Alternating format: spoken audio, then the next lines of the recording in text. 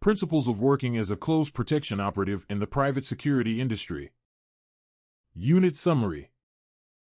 This course aims to equip individuals with the necessary knowledge, comprehension, and expertise to operate as licensed close protection operatives. Participants will gain insight into fundamental aspects of close protection, encompassing team responsibilities, personal security, and essential attributes like teamwork and interpersonal communication skills. The curriculum delves into critical elements of close protection, including threat and risk assessment in both planned and dynamic scenarios, while also addressing the overarching considerations pertinent to operational planning.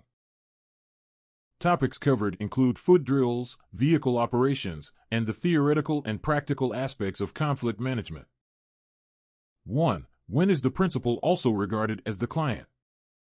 Answer: in close protection operations, the principal is considered the client when they are the primary recipient of protection services. In close protection, the principal is often referred to as the client.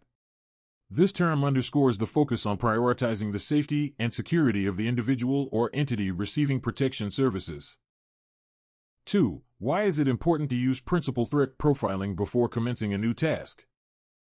Answer: principal threat profiling is crucial before initiating a new task in close protection operations because it helps assess potential risks and threats specific to the principal, enabling better preparation and mitigation strategies. Principal threat profiling in close protection involves assessing and analyzing potential threats to the principal. It aims to identify and understand various risks that may pose a danger to the principal's safety and security. This process typically involves gathering information about the principal, their lifestyle, habits, routines, and any potential adversaries or threats they may face. By conducting a thorough threat profile, close protection operatives can develop strategies and measures to mitigate risks and enhance the principal's security posture. 3. Detecting if surveillance is being carried out on the principal or operation is known as. Answer: in close protection operations, identifying if surveillance is being conducted on the principal or the operation is referred to as counter-surveillance. Counter-surveillance in close protection refers to the proactive measures taken to detect and deter surveillance activities that may be directed towards the principal or the protective operation itself. This involves actively monitoring the surroundings for any signs of surveillance, such as suspicious individuals or vehicles, and taking appropriate action to mitigate potential threats. 4. An effective vehicle search includes a minimum of how many points? Answer: in close protection operations, an effective vehicle search typically includes a minimum of 7 points to ensure thorough inspection and detection of potential threats or hazards. 1. Exterior. Check the exterior of the vehicle for any signs of tampering or suspicious objects attached to the exterior surfaces. 2. Interior. Inspect the interior of the vehicle thoroughly, including the seats, floor mats, dashboard, and any storage compartments, for hidden items or devices. 3. Engine bay. Check the engine bay for any unusual or out-of-place items that may indicate tampering or concealment of contraband. 4. Trunk. Examine the trunk or cargo area of the vehicle for any hidden compartments, packages, or objects that may pose a security risk. 5. Undercarriage. Inspect the undercarriage of the vehicle for any suspicious devices, objects, or modifications that may have been concealed beneath the chassis. 6. Documentation. Review the vehicle's registration, insurance, and other documentation to ensure that they are valid and match the vehicle's details. 7. Specialized tools. Utilize specialized tools or equipment, such as mirrors, flashlights, and inspection devices, to aid in the search process and detect hidden threats or contraband more effectively. 5. What is a communication blackspot in the context of working within a venue? Answer: a communication blackspot in the context of close protection operations within a venue refers to areas where communication devices or signals are weak or unavailable, posing challenges for maintaining contact and coordination. Examples include: 1. Underground areas, basements, tunnels, or underground parking garages where signal penetration is poor due to the surrounding structures. 2. Far-reaching corners, remote corners, or isolated areas within the venue where signals from communication devices struggle to reach. 3. Shielded rooms, rooms or areas with thick walls, metal structures, or other materials that block or interfere with radio waves, causing signal loss. 4. Thick-walled buildings, buildings with thick concrete or steel walls that inhibit the transmission of radio signals, leading to poor reception. 5. Electronic interference, areas near electronic equipment, machinery, or power sources that generate electromagnetic interference, disrupting communication signals. 6. Remote outdoor locations, outdoor areas within the venue that are far from signal towers or surrounded by natural terrain features that obstruct signal transmission. 7. Structural interference, architectural features like dense foliage, large metal structures, or tall buildings that obstruct or scatter radio waves, resulting in communication blackspots. 6. What is the most important consideration from the list below when planning a driving route?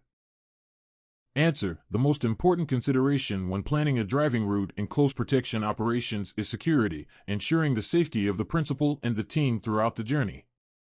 The most important considerations when planning a driving route in close protection risk analysis include: 1. Safety, ensuring the safety of the principal, the protection team, and other road users by selecting routes with minimal risk of accidents or hazards. 2. Security, choosing routes that minimize the risk of ambushes, attacks, or other security threats, such as avoiding high-crime areas or potential choke points.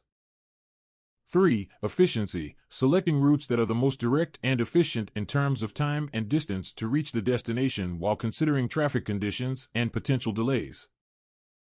4. Contingency planning, identifying alternative routes and exit strategies in case of emergencies, road closures, or unexpected events that may require a dynamic change of route.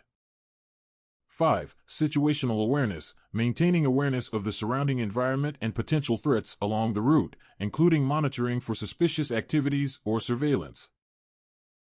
6. Operational requirements, considering specific operational requirements, such as the need for discrete entry and exit points, parking availability, and accessibility for emergency services if needed. 7. Communication, ensuring effective communication between team members throughout the journey, including using secure communication channels and establishing check-in points along the route. 7. A disadvantage of using a non-electronic map is: Answer: one disadvantage of using a non-electronic map in close protection operations is the lack of real-time updates and dynamic routing capabilities, potentially leading to inefficient navigation and increased risk. Disadvantages of using a non-electronic map in close protection include: 1. Limited information. Non-electronic maps may lack detailed information such as real-time traffic updates, points of interest, or alternative routes, which could affect decision-making during operations. 2. Lack of interactivity. Unlike electronic maps, non-electronic maps cannot be zoomed in or out, scrolled, or customized, limiting the user's ability to explore and navigate the terrain effectively. 3. Inaccuracies. Non-electronic maps may become outdated or inaccurate over time due to changes in infrastructure, road layouts, or landmarks, leading to potential navigation errors or inefficiencies. 4. Difficulty in updates. Updating non-electronic maps with new information or changes to routes may be time-consuming and require manual intervention, making it less practical for dynamic operational environments. 5. Limited functionality. Non-electronic maps do not offer features such as GPS tracking, route optimization, or real-time navigation assistance, which could enhance operational efficiency and safety in close protection scenarios. 6. Reliance on external factors. Non-electronic maps depend on external factors such as lighting conditions, weather, or physical damage, which could affect their usability and reliability in certain situations. 7. Bulkiness and storage. Non-electronic maps are often bulkier and less convenient to carry and store compared to electronic devices such as smartphones or tablets, adding to the operational load and potential logistical challenges. 8. Why should information given about the proposed task be restricted to need-to-know basis when discussing with venue staff management? Answer: information about the proposed task should be restricted to a need-to-know basis when interacting with venue staff management in close protection operations to prevent unauthorized disclosure of sensitive details and minimize potential security risks. Reasons why information about the proposed task should be restricted to a need-to-know basis when discussing with venue staff management in close protection include: 1. Minimize security risks. Limiting access to sensitive information reduces the risk of unauthorized disclosure, preventing potential security breaches or leaks that could compromise the safety of the principal and the integrity of the operation. 2. Maintain operational security. Sharing details of the task only with individuals who have a legitimate need to know helps maintain operational security by reducing the likelihood of information falling into the wrong hands, including adversaries or hostile actors. 3. Protect confidentiality. Close protection operations often involve confidential or sensitive information about the principal's movements, activities, or security measures. Restricting access to this information protects the principal's privacy and confidentiality. 4. Prevent information overload. Providing excessive information to venue staff or management can lead to confusion, misinformation, or misunderstandings, potentially hindering the smooth execution of the operation. Limiting information to what is necessary for their specific roles avoids unnecessary complexity. 5. Ensure operational effectiveness. By focusing on essential details relevant to their responsibilities, venue staff and management can better coordinate their actions and support the close protection team effectively, contributing to the overall success of the operation.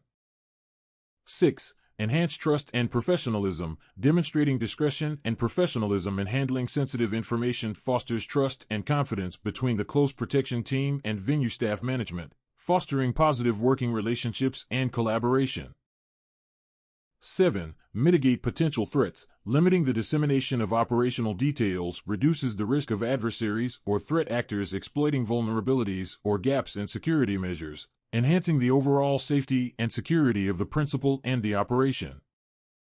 9. If your principal is involved with a utility company but has received cause for concern about sabotage, which agency will be able to offer you the most appropriate support and guidance?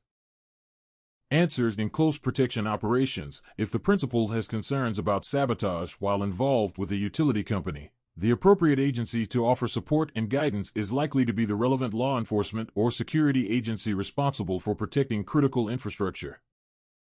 CPNI, short for the Centre for the Protection of National Infrastructure, serves as a governmental body in the UK devoted to safeguarding critical infrastructure and national assets. Established in 2007, CPNI offers tailored security advice, guidance, and support to organizations considered vital to the nation's infrastructure, spanning sectors like energy, transportation, telecommunications, and healthcare. The primary goal of CPNI is to bolster the resilience of these entities against a spectrum of threats, encompassing terrorism, cyber attacks, espionage, and other hostile activities. It achieves this by providing specialized security counsel and best practices to identify vulnerabilities, assess risks, and implement effective security measures. CPNI services encompass a range of crucial functions. 1. Security advice, offering expert guidance on physical, personnel, and cybersecurity to fortify protective measures and mitigate risks. 2. Threat assessments, conducting analyses to identify emerging security threats and trends that could impact critical infrastructure.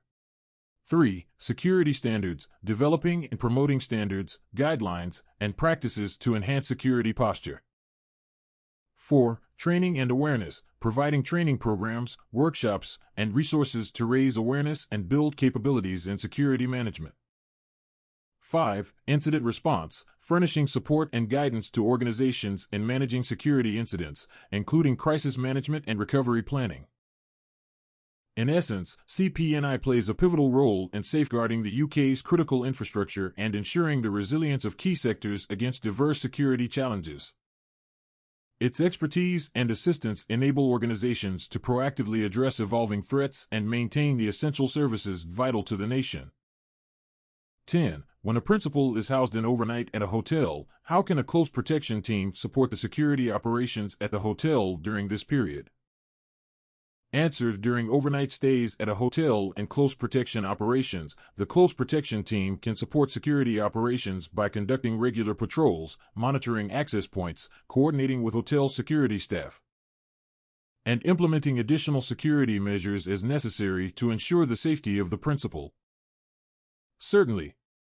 Here are some ways the close protection team can secure a principal staying overnight at a hotel. 1. Pre-arrival security assessment. Conduct a thorough assessment of the hotel's security measures, including entry points, surveillance cameras, and emergency procedures, before the principal's arrival. 2. Advanced team deployment. Deploy advanced team members to the hotel to assess the surrounding area, identify potential threats, and coordinate with hotel security staff. 3. Room selection. Choose a secure room location for the principal, preferably one with limited access points and good visibility of the surrounding area. 4. Perimeter security. Establish a secure perimeter around the principal's room, monitoring access points and restricting unauthorized individuals from entering the area. 5. Access control. Control access to the principal's floor or designated area, using security personnel to vet visitors and ensure only authorized individuals are allowed entry. 6. Continuous surveillance. Maintain constant surveillance of the hotel premises, including the lobby, corridors, and exterior areas, to detect any suspicious activity or potential threats. 7. Collaboration with hotel security. Coordinate closely with hotel security staff to share information, address security concerns, and ensure a unified approach to protecting the principal. 8. Emergency response plan. Develop a comprehensive emergency response plan in collaboration with hotel management, including protocols for evacuations, medical emergencies, and security breaches. 9. Secure transportation. Ensure the principal's transportation to and from the hotel is secure, with advanced planning, route assessments, and vehicle security measures in place. 10. Communication protocols. Establish clear communication protocols among the CP team members, including designated channels for reporting incidents, sharing information, and coordinating responses. 11. In-room security measures. Implement additional security measures within the principal's room, such as door wedges, portable alarms, and safekeeping of valuable items. 12. 24/7 monitoring. Maintain round-the-clock monitoring of the principal's security status, with rotating shifts and vigilant observation of any changes in the hotel environment. By implementing these strategies, a CP team can effectively secure a principal staying overnight at a hotel, mitigating risks and ensuring their safety and well-being throughout their stay. 11. What is the purpose of operational planning if working as a single operative? Answer: the purpose of operational planning when working as a single operative in close protection operations is to systematically assess potential risks, develop effective strategies for mitigating threats, and ensure the successful execution of protection tasks while operating alone. Operational planning in close protection for a single operative involves strategic preparation to ensure the safety of the principal. This includes 1. Threat assessment, identifying potential risks to the principal's safety. 2. Resource allocation, determining the necessary resources, like equipment and transportation. 3. Operational objectives, setting achievable goals aligned with the principal's security needs. 4. Contingency planning, preparing for emergencies and unforeseen events. 5. Coordination and communication, establishing effective channels with stakeholders. 6. Logistical planning, organizing transportation, accommodation, and scheduling. 7. Security measures, implementing physical and procedural safeguards. 8. Briefings and debriefings, ensuring clear communication and learning from each operation. 9. Continuous assessment, monitoring and adapting to changes in the security environment. 12. When protecting a principal on foot in a diamond formation who has primary focus on the front 180 degrees. Answer: in close protection operations, when protecting a principal on foot in a diamond formation, the close protection operative positioned at the front of the diamond typically has primary focus on the front 180 degrees, scanning for potential threats and hazards. A diamond formation secures the principal with operatives surrounding them in a diamond shape, providing complete coverage and swift threat response. The individual who has primary focus on the front 180 degrees when protecting a principal on foot in a diamond formation is typically the close protection operative. Positioned at the front of the diamond. This operative maintains vigilant observation and readiness to address any potential threats or dangers that may arise from the front of the principal's movement. 13. A CP driver using false turns or taking rotations on a to or roundabout in an attempt to lose a vehicle identified as following them is performing what kind of activity? Answer. In close protection operations, a CP driver using false turns or taking rotations on a roundabout to lose a following vehicle is engaging in counter-surveillance tactics to evade potential threats and maintain the security of the principal. A CP driver can employ various counter-surveillance tactics, such as 1. Changing routes unpredictably to detect if someone is following. 2. Using false turns or rotations on roundabouts to lose a tail. 3. Conducting regular vehicle checks to detect tracking devices. 4. Being vigilant for suspicious vehicles or individuals during the route. 5. Utilizing communication devices to relay information to the security team. 6. Maintaining awareness of the surroundings and potential surveillance indicators. 7. Coordinating with the security team to assess and respond to potential threats effectively. 14. If the PPO needs to use the toilet facilities whilst at a venue, which role within the team would be the easiest to interchange with? Answer. In close protection operations, if the PPO needs to use the toilet facilities at a venue, the role within the team that would be easiest to interchange with is often the role of the support agent or the rear security operative or 2IC. Different roles within a close protection team serve specific functions to ensure comprehensive security coverage and effective operation. Some common roles include 1. Close protection operative, the primary role responsible for the direct protection of the principal. CPOs are trained in various security tactics and are adept at threat assessment and mitigation. 2. Security driver, responsible for safely transporting the principal to different locations while maintaining awareness of potential security risks on the road. Security drivers are trained in defensive driving techniques and can respond quickly to any threats on the route. 3. Team leader, oversees the coordination and execution of security plans. The team leader ensures that all team members are in their assigned positions, communicates with external parties if necessary, and makes real-time decisions to adapt to changing security situations. 4. Advanced team, conducts advanced work at locations where the principal will visit, assessing security risks, identifying escape routes, and coordinating with local authorities if needed. The advanced team ensures that the principal's movements are safe and well-planned. 5. Communications specialist, manages communication devices and relays information between team members, ensuring seamless coordination and quick response to any security threats.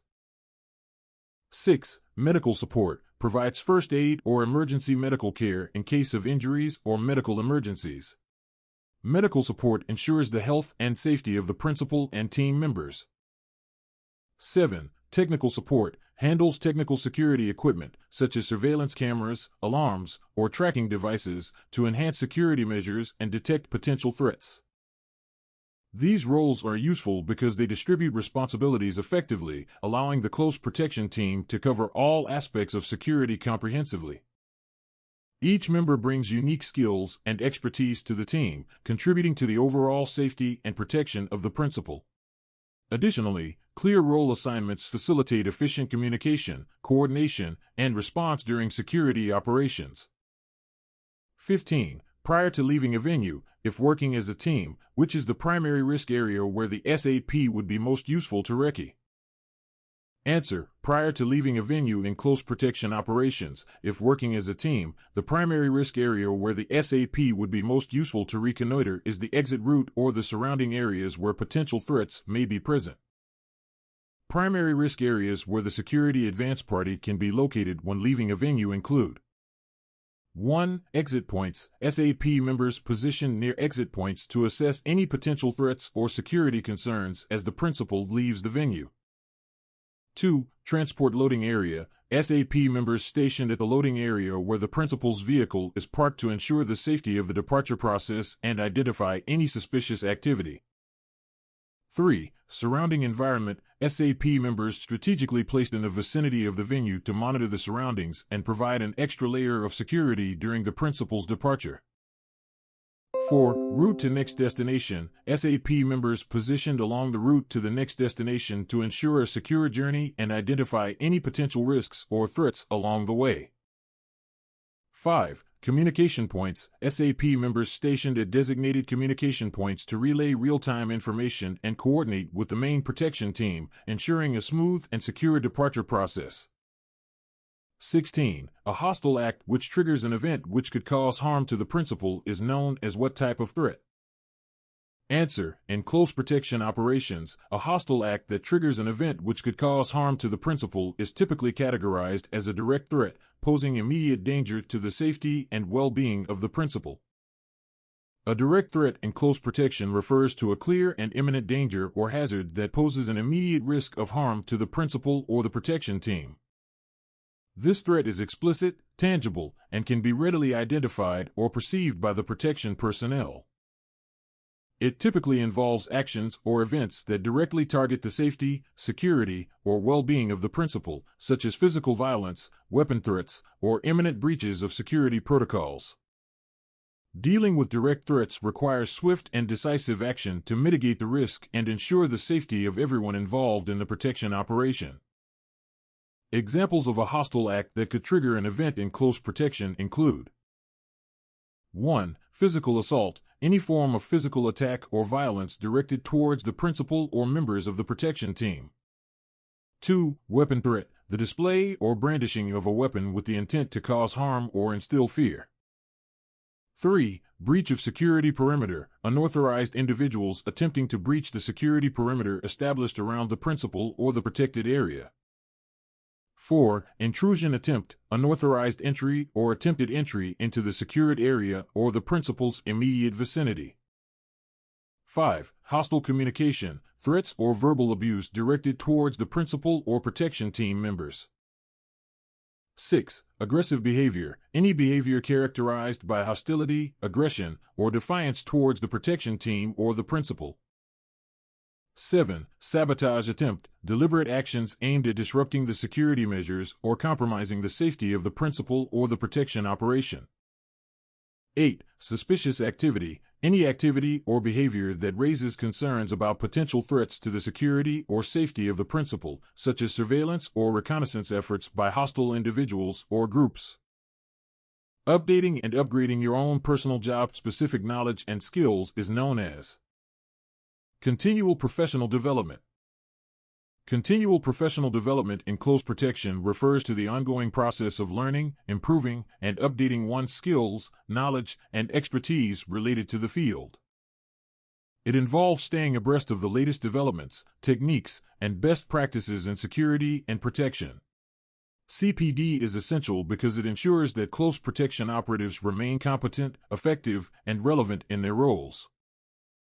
It enables them to adapt to new challenges, technologies, and threats, enhancing their ability to provide high-quality protection services to their clients.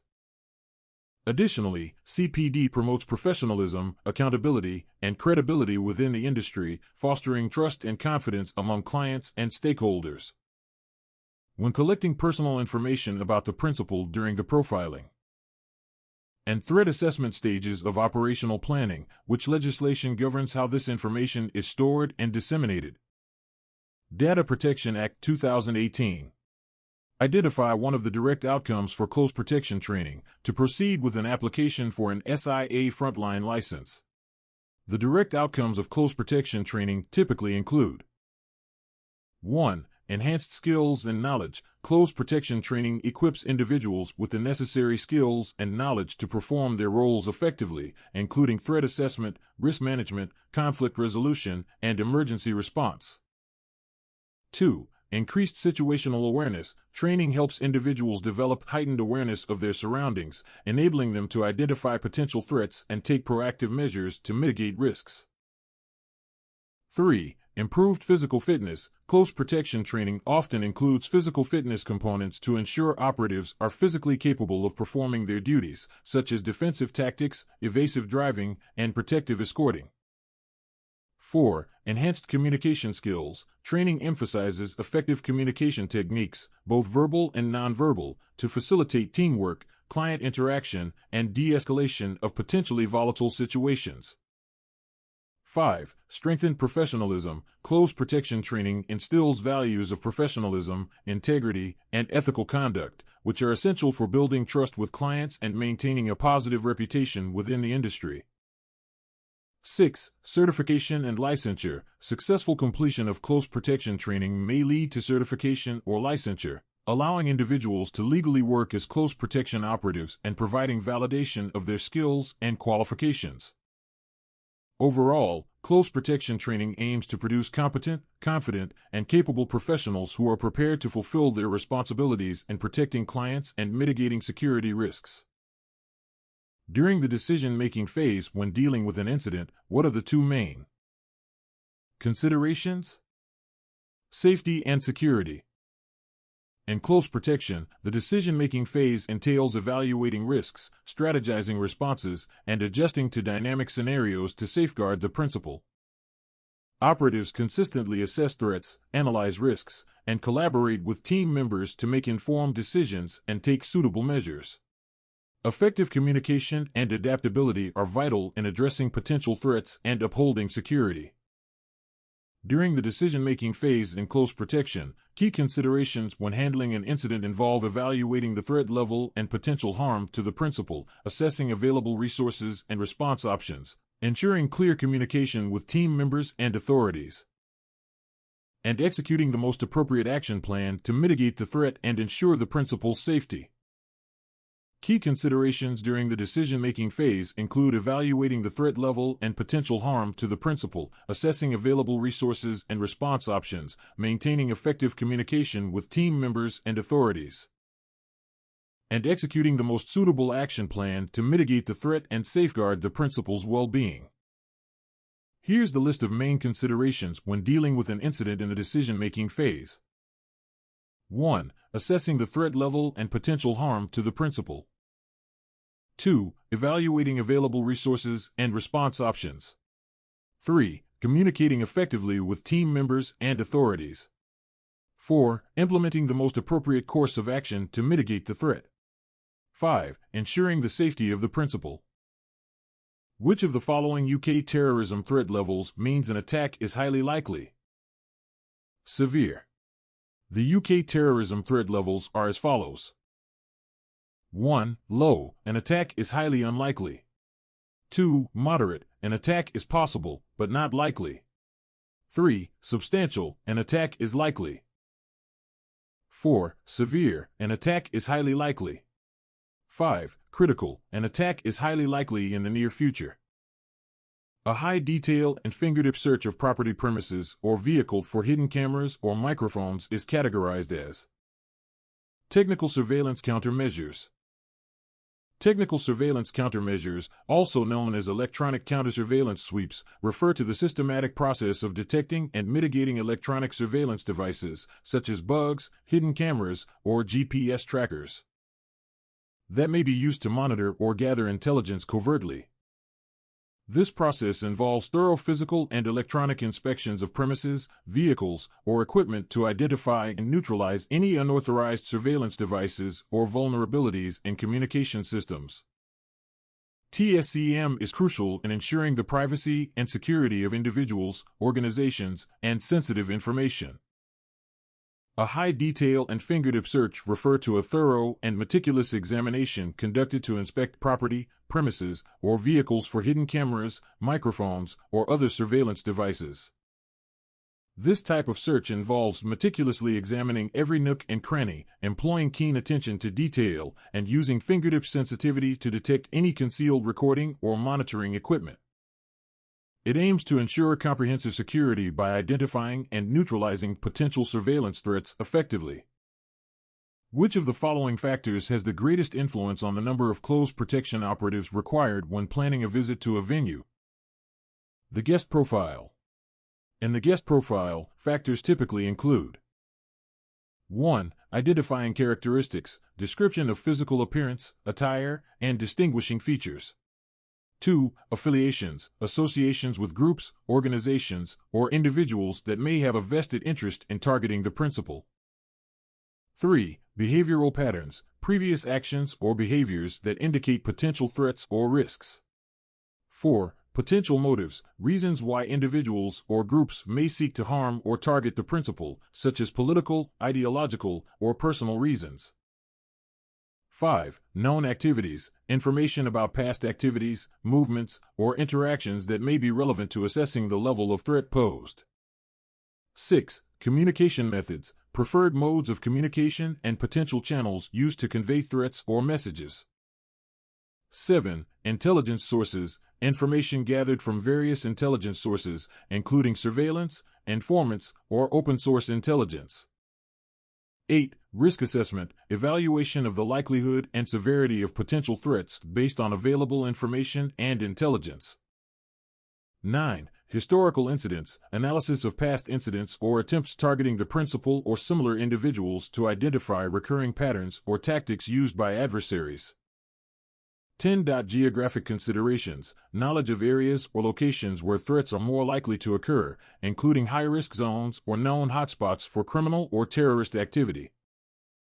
These factors collectively contribute to a comprehensive guest profile, enabling close protection operatives to proactively identify and mitigate potential risks to the principal's safety and security. The guest profile in close protection refers to a detailed understanding of individuals who may pose a risk or threat to the principal's safety or security. This profile includes information such as identifying characteristics, affiliations, behavioral patterns, and potential motives for targeting the principal. It is essential because it allows close protection operatives to anticipate and mitigate potential risks by recognizing individuals who may pose a threat. By understanding the guest profile, security personnel can implement proactive measures to prevent incidents and ensure the safety of the principal. This information enables security teams to tailor their protective strategies and response tactics according to specific threats, enhancing overall security effectiveness. As a close protection operative, there may be occasions where you will need to search people visiting the principal, which personal skill is required to encourage them to comply with the request.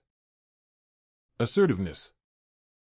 The skills required to encourage people to undergo searches in close protection include persuasive communication, interpersonal skills, and the ability to build rapport and trust.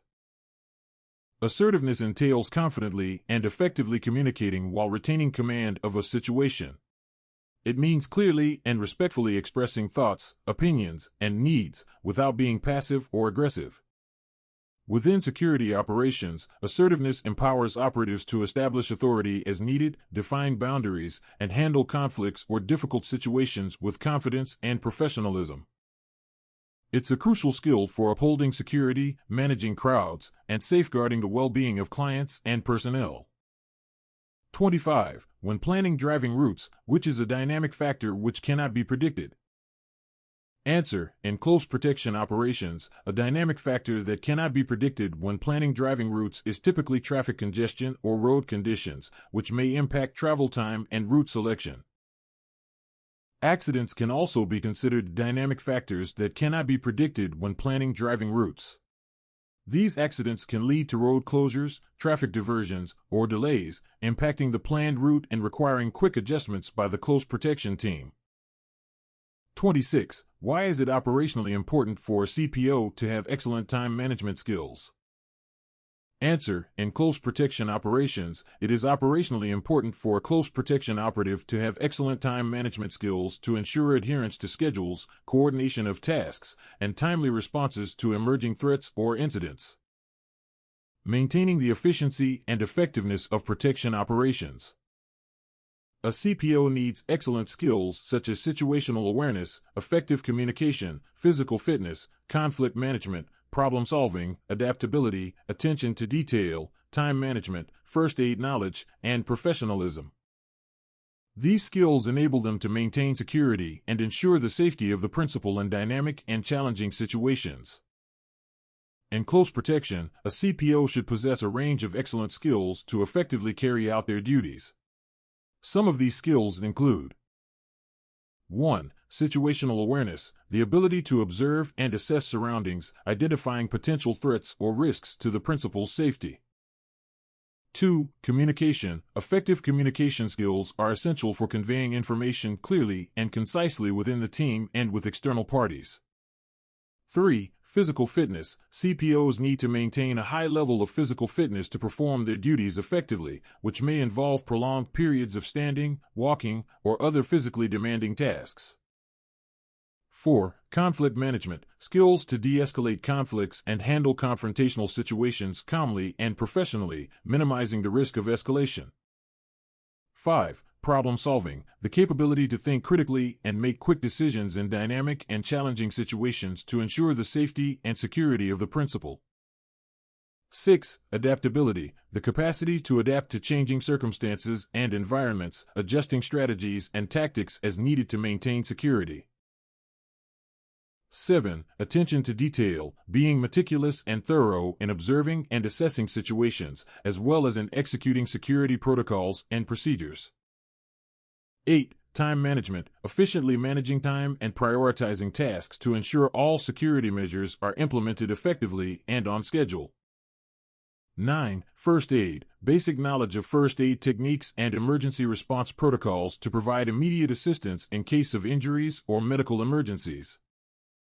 10. Professionalism, maintaining a high level of professionalism, integrity, and confidentiality in all interactions and activities related to the close protection task.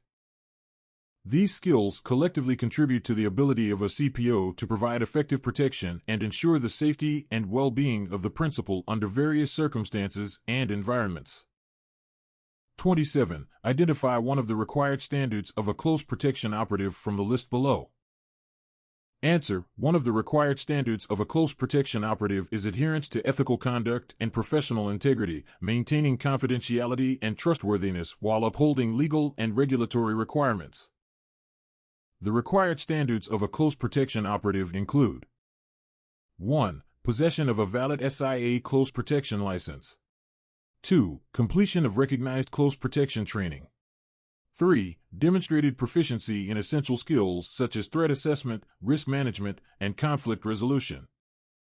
4. Physical fitness and agility to handle demanding situations. 5. Excellent communication skills for effective coordination with team members and clients. 6. Ability to maintain confidentiality and discretion. 7. Professionalism and integrity in all aspects of their work.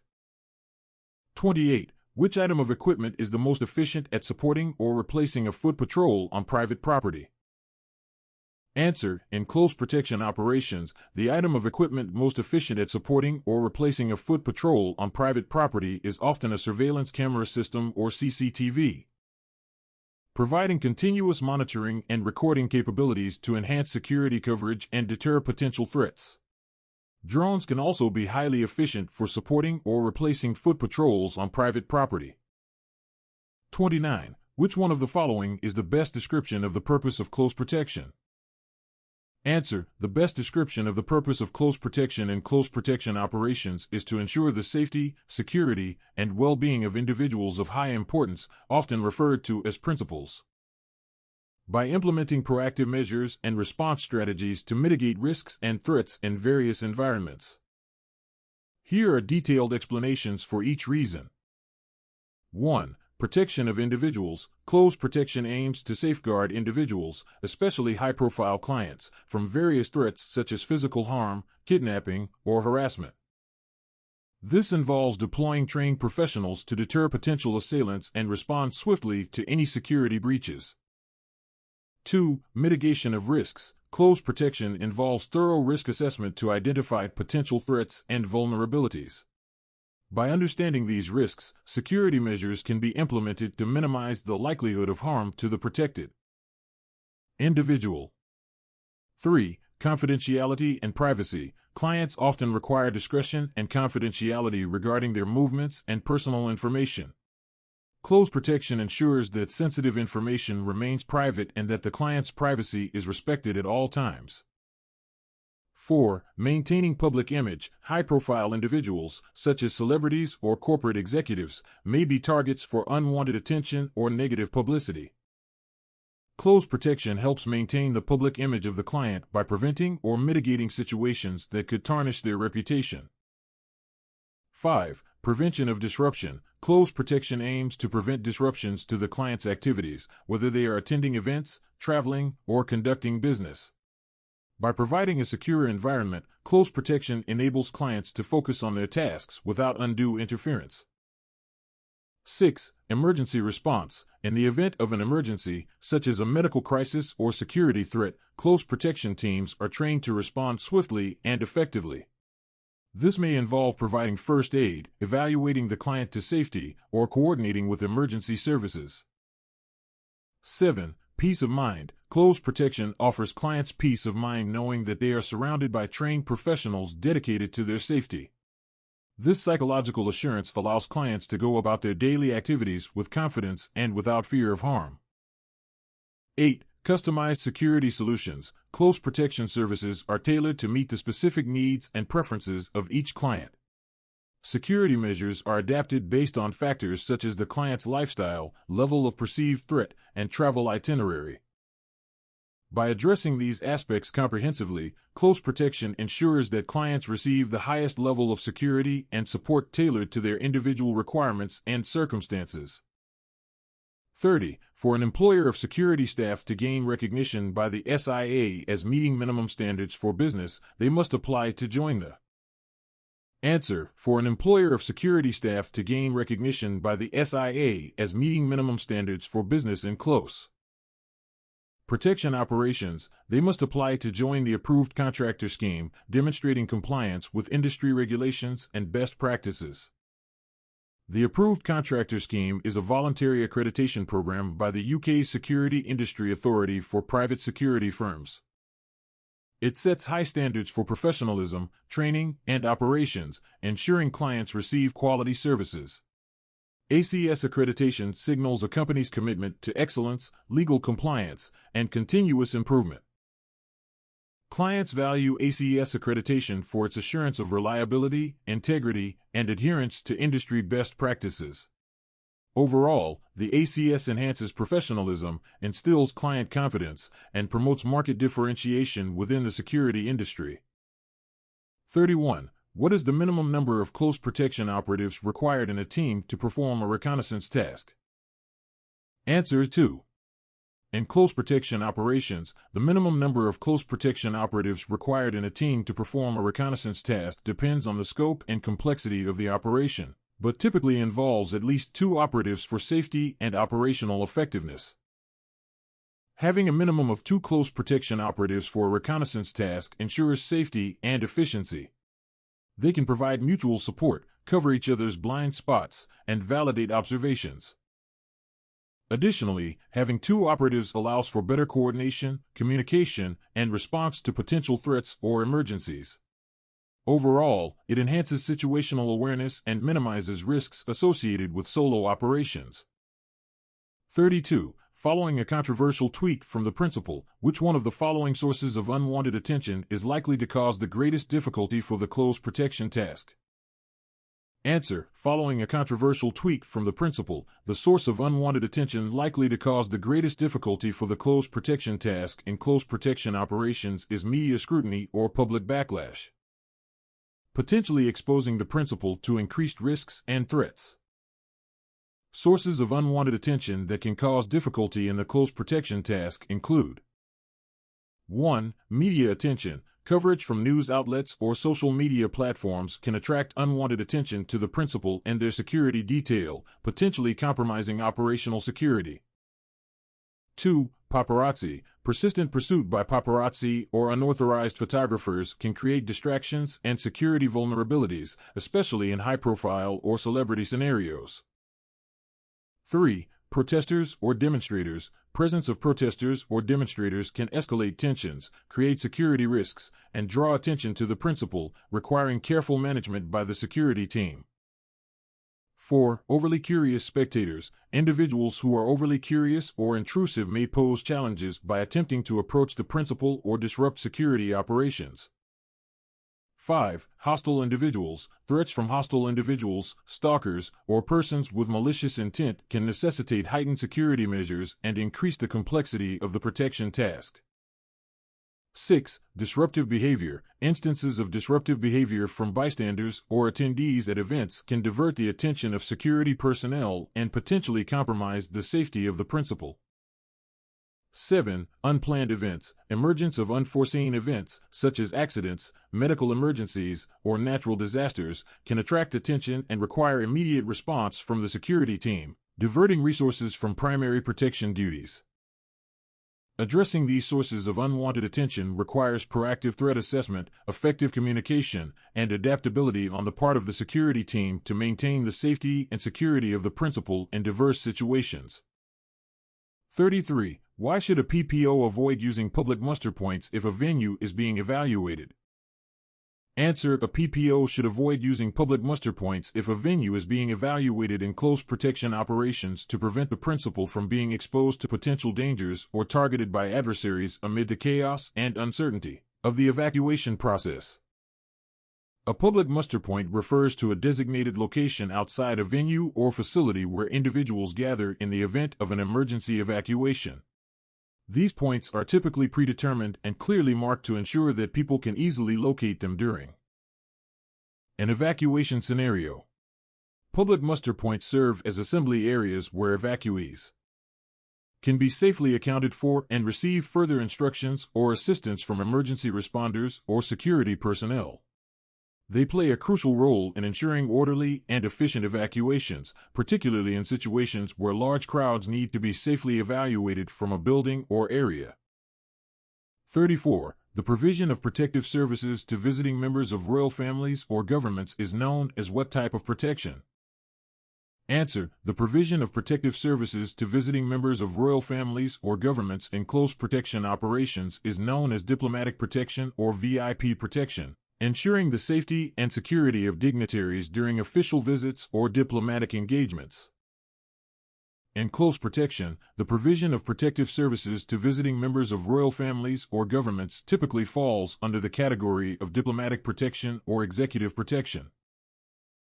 This involves ensuring the safety and security of high-profile individuals, such as heads of state, government officials, or members of royal families, during their visits to foreign countries or official events. The primary goal is to safeguard these individuals from potential threats, including terrorism, political unrest, or targeted attacks, while they are traveling or attending public functions. Close protection operatives assigned to diplomatic or executive protection details are responsible for conducting threat assessments, developing security plans, coordinating logistics, and implementing protective measures to mitigate risks and ensure the safety of their clients. These protective services may include providing armed or unarmed security escorts, conducting advanced security assessments of venues, coordinating with local law enforcement and intelligence agencies, and implementing security protocols such as access control, perimeter security, and emergency response procedures.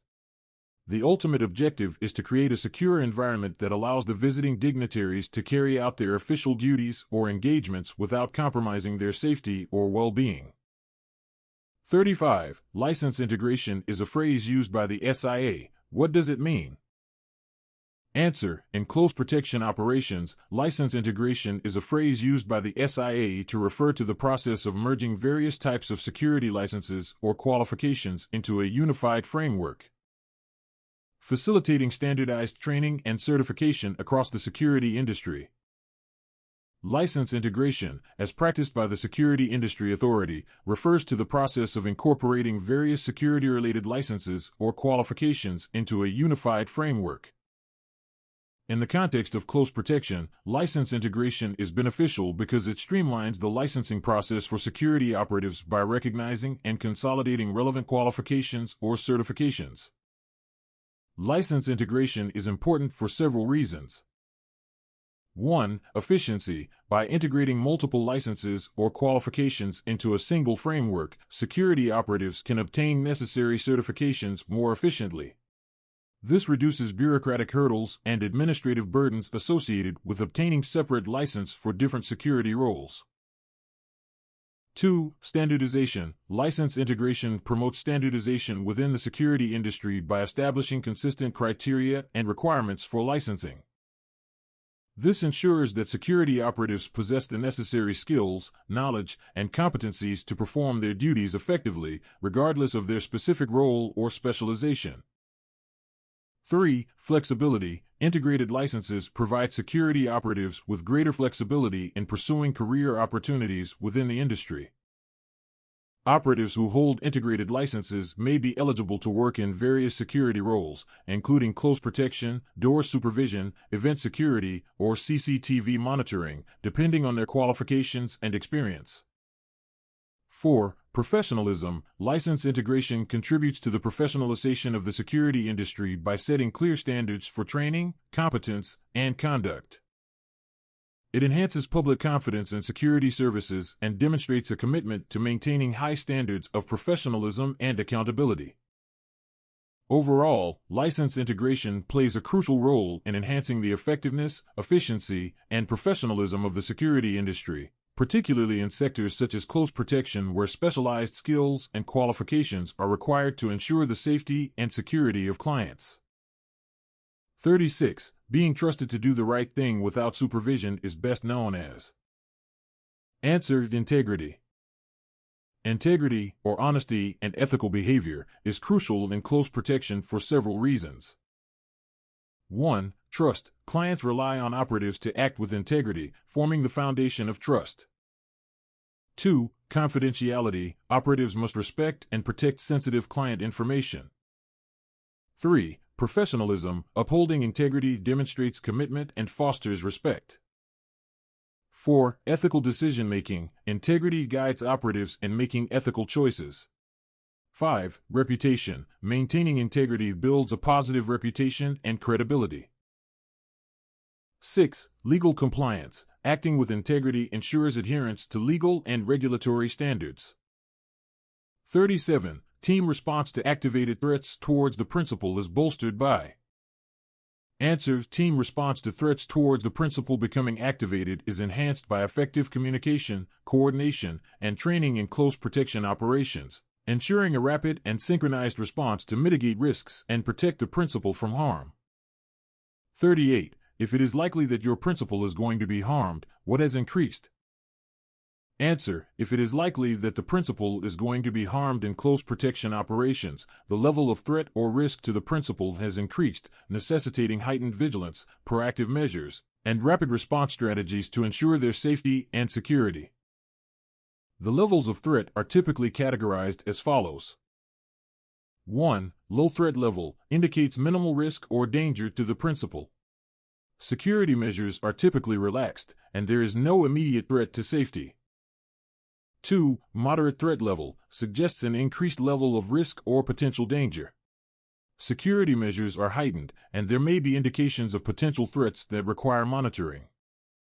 3. High threat level signifies a significant risk or imminent danger to the principal. Security measures are intensified, and there is a clear and present threat that requires immediate attention and action. 4. Critical threat level represents an extreme risk or imminent threat of harm to the principal. Security measures are at their highest level, and there is an urgent need for decisive action to mitigate the threat and ensure the safety of the principal. 39. If a principal is using cocaine, what legislation should the PPO be mindful of? Answer: if a principal is using cocaine, the PPO should be mindful of the Misuse of Drugs Act 1971. 40. During a task, the majority of skills and behaviors exhibited by a close protection operative are. Answer: the majority of behaviors of a close protection operative during a task in close protection operations are typically proactive and preventive, focused on assessing risks, maintaining situational awareness, and implementing security measures to ensure the safety and security of the principal. 41. Covertly monitoring a known person threat and tracking their movements is known as. Answer: covertly monitoring a known person threat and tracking their movements in close protection operations is known as surveillance or intelligence gathering. Aimed at identifying potential risks and threats to the principal's safety and security. Surveillance in close protection involves monitoring and observing individuals, locations, or activities to gather information and detect potential threats or risks to the principal's safety. It can be implemented through various methods, including 1. Physical surveillance. Close protection operatives physically monitor the surroundings, individuals, or vehicles using observation techniques while remaining discreet and blending into the environment. 2. Technical surveillance. This involves using electronic devices such as cameras, microphones, GPS trackers, or other monitoring equipment to gather information remotely. 3. Counter-surveillance. Close protection operatives employ counter-surveillance techniques to detect and deter potential surveillance by hostile parties.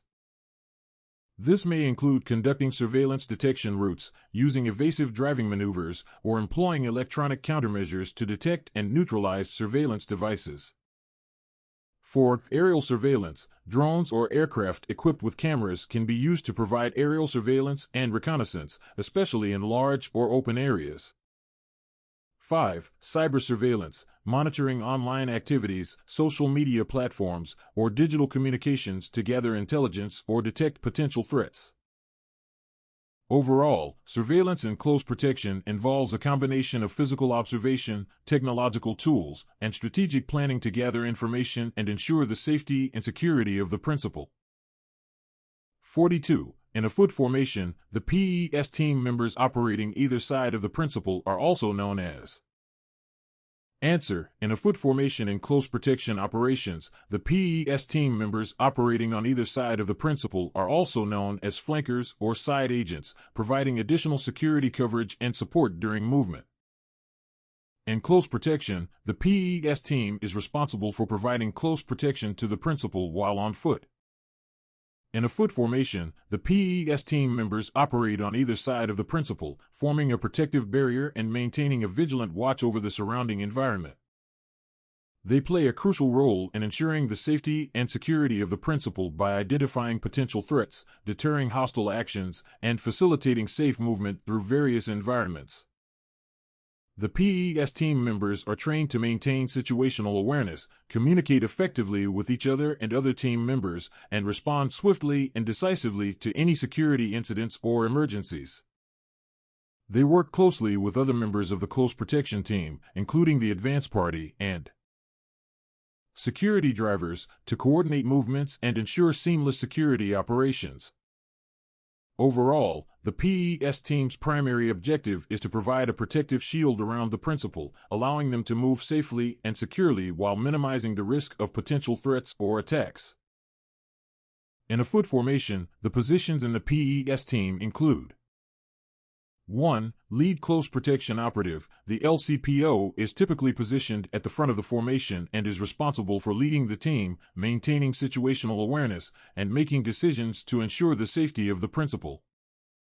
2. Rear Close Protection Operative. The RCPO is positioned at the rear of the formation and is responsible for providing security coverage to the principal's rear, monitoring for any potential threats from behind, and coordinating with the rest of the team.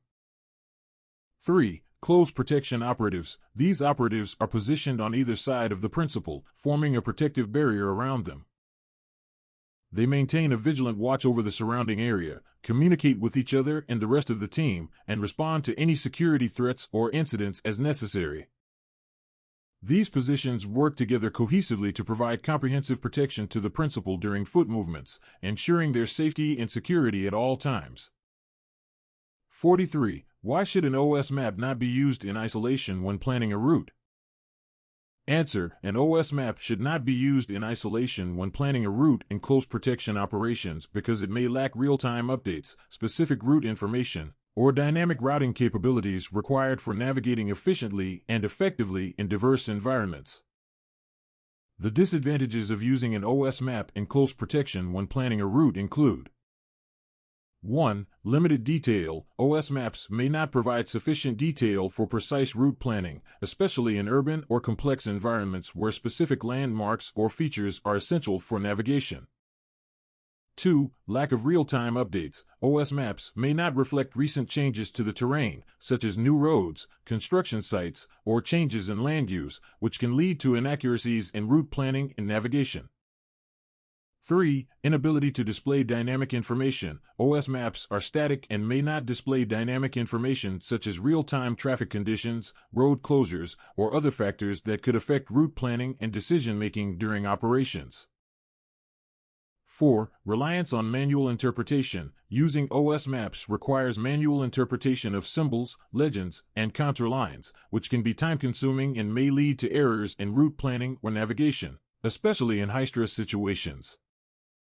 5. Lack of interactive features. Unlike digital mapping tools, OS maps do not offer interactive features such as zooming, panning, or route customization, limiting their usability and flexibility in adapting to changing operational requirements.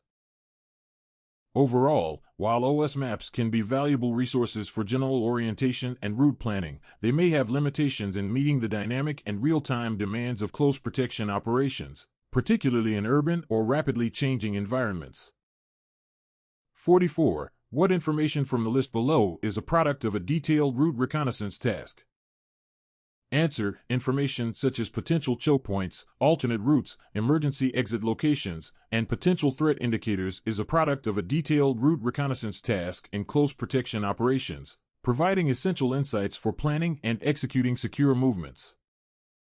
The products of a detailed route reconnaissance task in close protection include: 1. Route maps, detailed maps indicating the planned route, alternative routes, and key landmarks or waypoints along the way. 2. Risk assessment report, a comprehensive report identifying potential hazards, security threats, and vulnerabilities along the route, along with recommended mitigation measures. 3. Contingency plans, plans outlining alternative courses of action in the event of unexpected incidents or disruptions along the route, such as road closures, traffic congestion, or security incidents. 4. Communication plan, a plan detailing communication protocols and procedures between team members, including frequency of check-ins, emergency procedures, and designated communication channels. 5. Reconnaissance photos, visual documentation of critical points along the route, including intersections, landmarks, potential choke points, and areas of interest to aid in navigation and situational awareness during the operation. 6. Intelligence briefing, a summary of relevant intelligence gathered during the reconnaissance mission, including information on local security conditions, potential threats, and recommended security measures. 7. Route briefing, a comprehensive briefing delivered to all team members outlining the planned route, potential risks, and contingency plans to ensure everyone is aware of their roles and responsibilities during the operation. These products collectively provide the close protection team with the necessary information, resources, and strategies to effectively plan and execute the protective mission while minimizing risks and ensuring the safety of the principal. 45. Why is it important to identify the risk of the threat occurring when planning an operation? Answer: it is important to identify the risk of the threat occurring when planning an operation in close protection operations to assess the potential impact, prioritize response strategies, and implement appropriate mitigation measures to minimize risks and ensure the safety and security of the principal. The phases of planning an operation in close protection typically include: 1. Threat assessment, identifying potential risks and threats to the principal's safety and security, including assessing the level of threat, gathering intelligence, and analyzing vulnerabilities. 2. Risk analysis, evaluating the likelihood and potential impact of identified threats, considering factors such as location, timing, and severity to prioritize risks and develop mitigation strategies. 3. Operational planning, developing a detailed plan outlining the objectives, tasks, resources, and timeline for the protective operation, including logistics, communications, and coordination with external stakeholders. 4. Reconnaissance, conducting on-the-ground reconnaissance to gather first-hand information about the operational environment, including route mapping, venue assessments, and identification of potential security risks. 5. Contingency planning, anticipating and preparing for potential contingencies or emergencies that may arise during the operation, including developing response plans and establishing communication protocols. 6. Briefing and coordination, briefing all personnel involved in the operation on their roles, responsibilities, and the operational plan, as well as coordinating with external partners, such as local authorities or venue staff. 7. Execution, implementing the operational plan according to the established timeline and procedures, including deploying personnel, monitoring the situation, and adapting to changing circumstances as necessary. 8. Debriefing and evaluation, conducting a thorough debriefing session after the operation to review performance, identify lessons learned, and make recommendations for future improvements to enhance effectiveness and efficiency. 46. If a dynamic change of route is required, which of the following tools would provide the slowest response? Answer. If a dynamic change of route is required in close protection operations, traditional paper maps would provide the slowest response, as they may require manual adjustment and lack real-time updates compared to electronic navigation systems or GPS devices.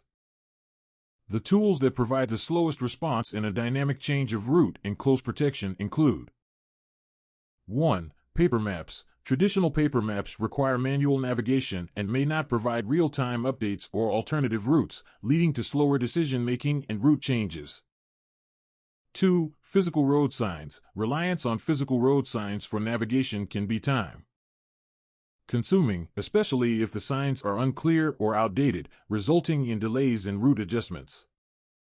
3. Radio communication. While radio communication is essential for coordination among team members, relaying information about route changes through radio channels can be slower compared to other communication methods, particularly in areas with poor reception or interference.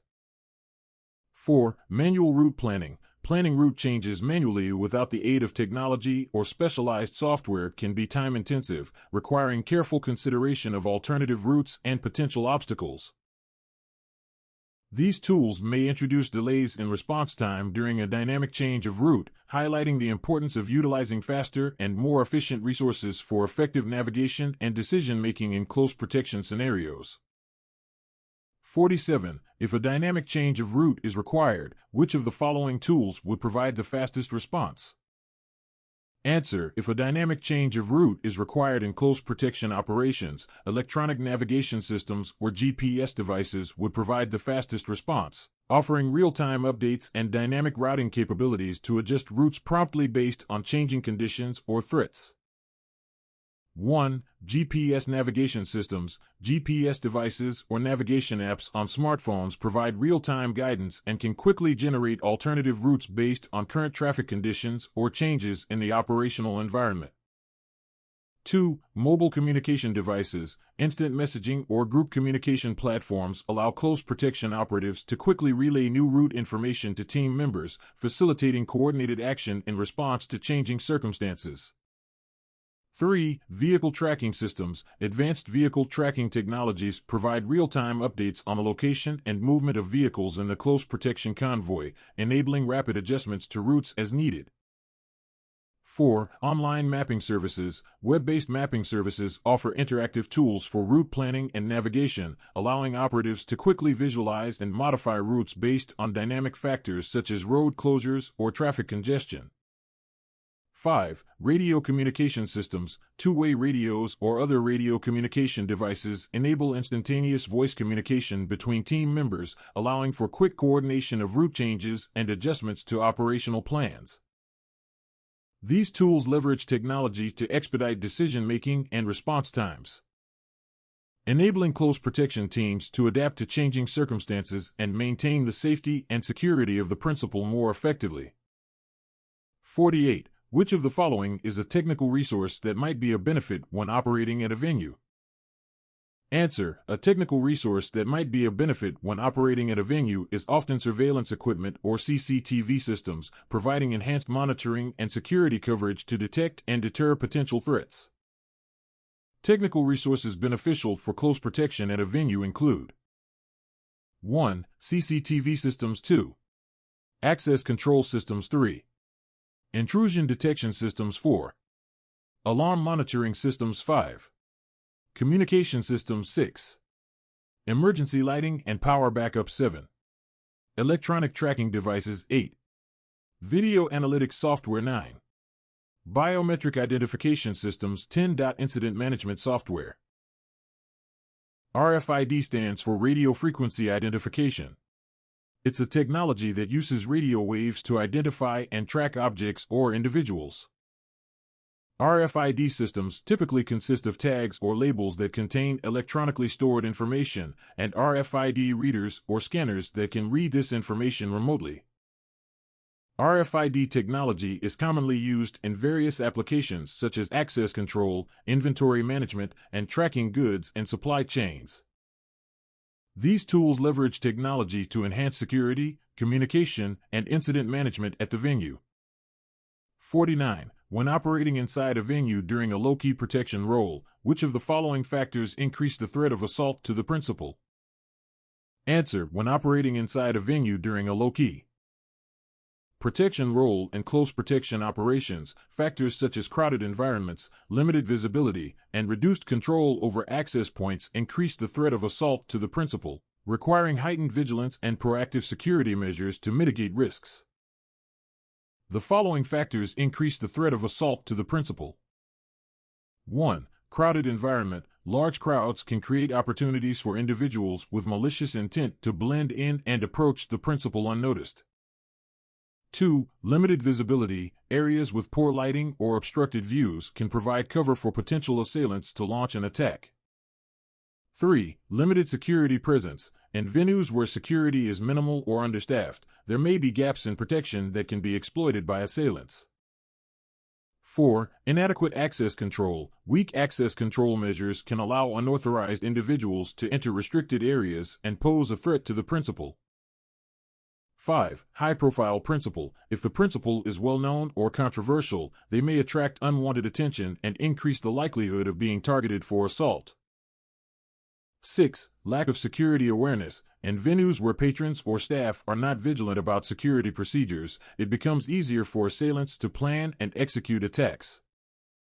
7. Presence of weapons. In venues where weapons are not properly screened or prohibited items are not effectively restricted, there is a higher risk of assailants carrying out violent acts against the principal.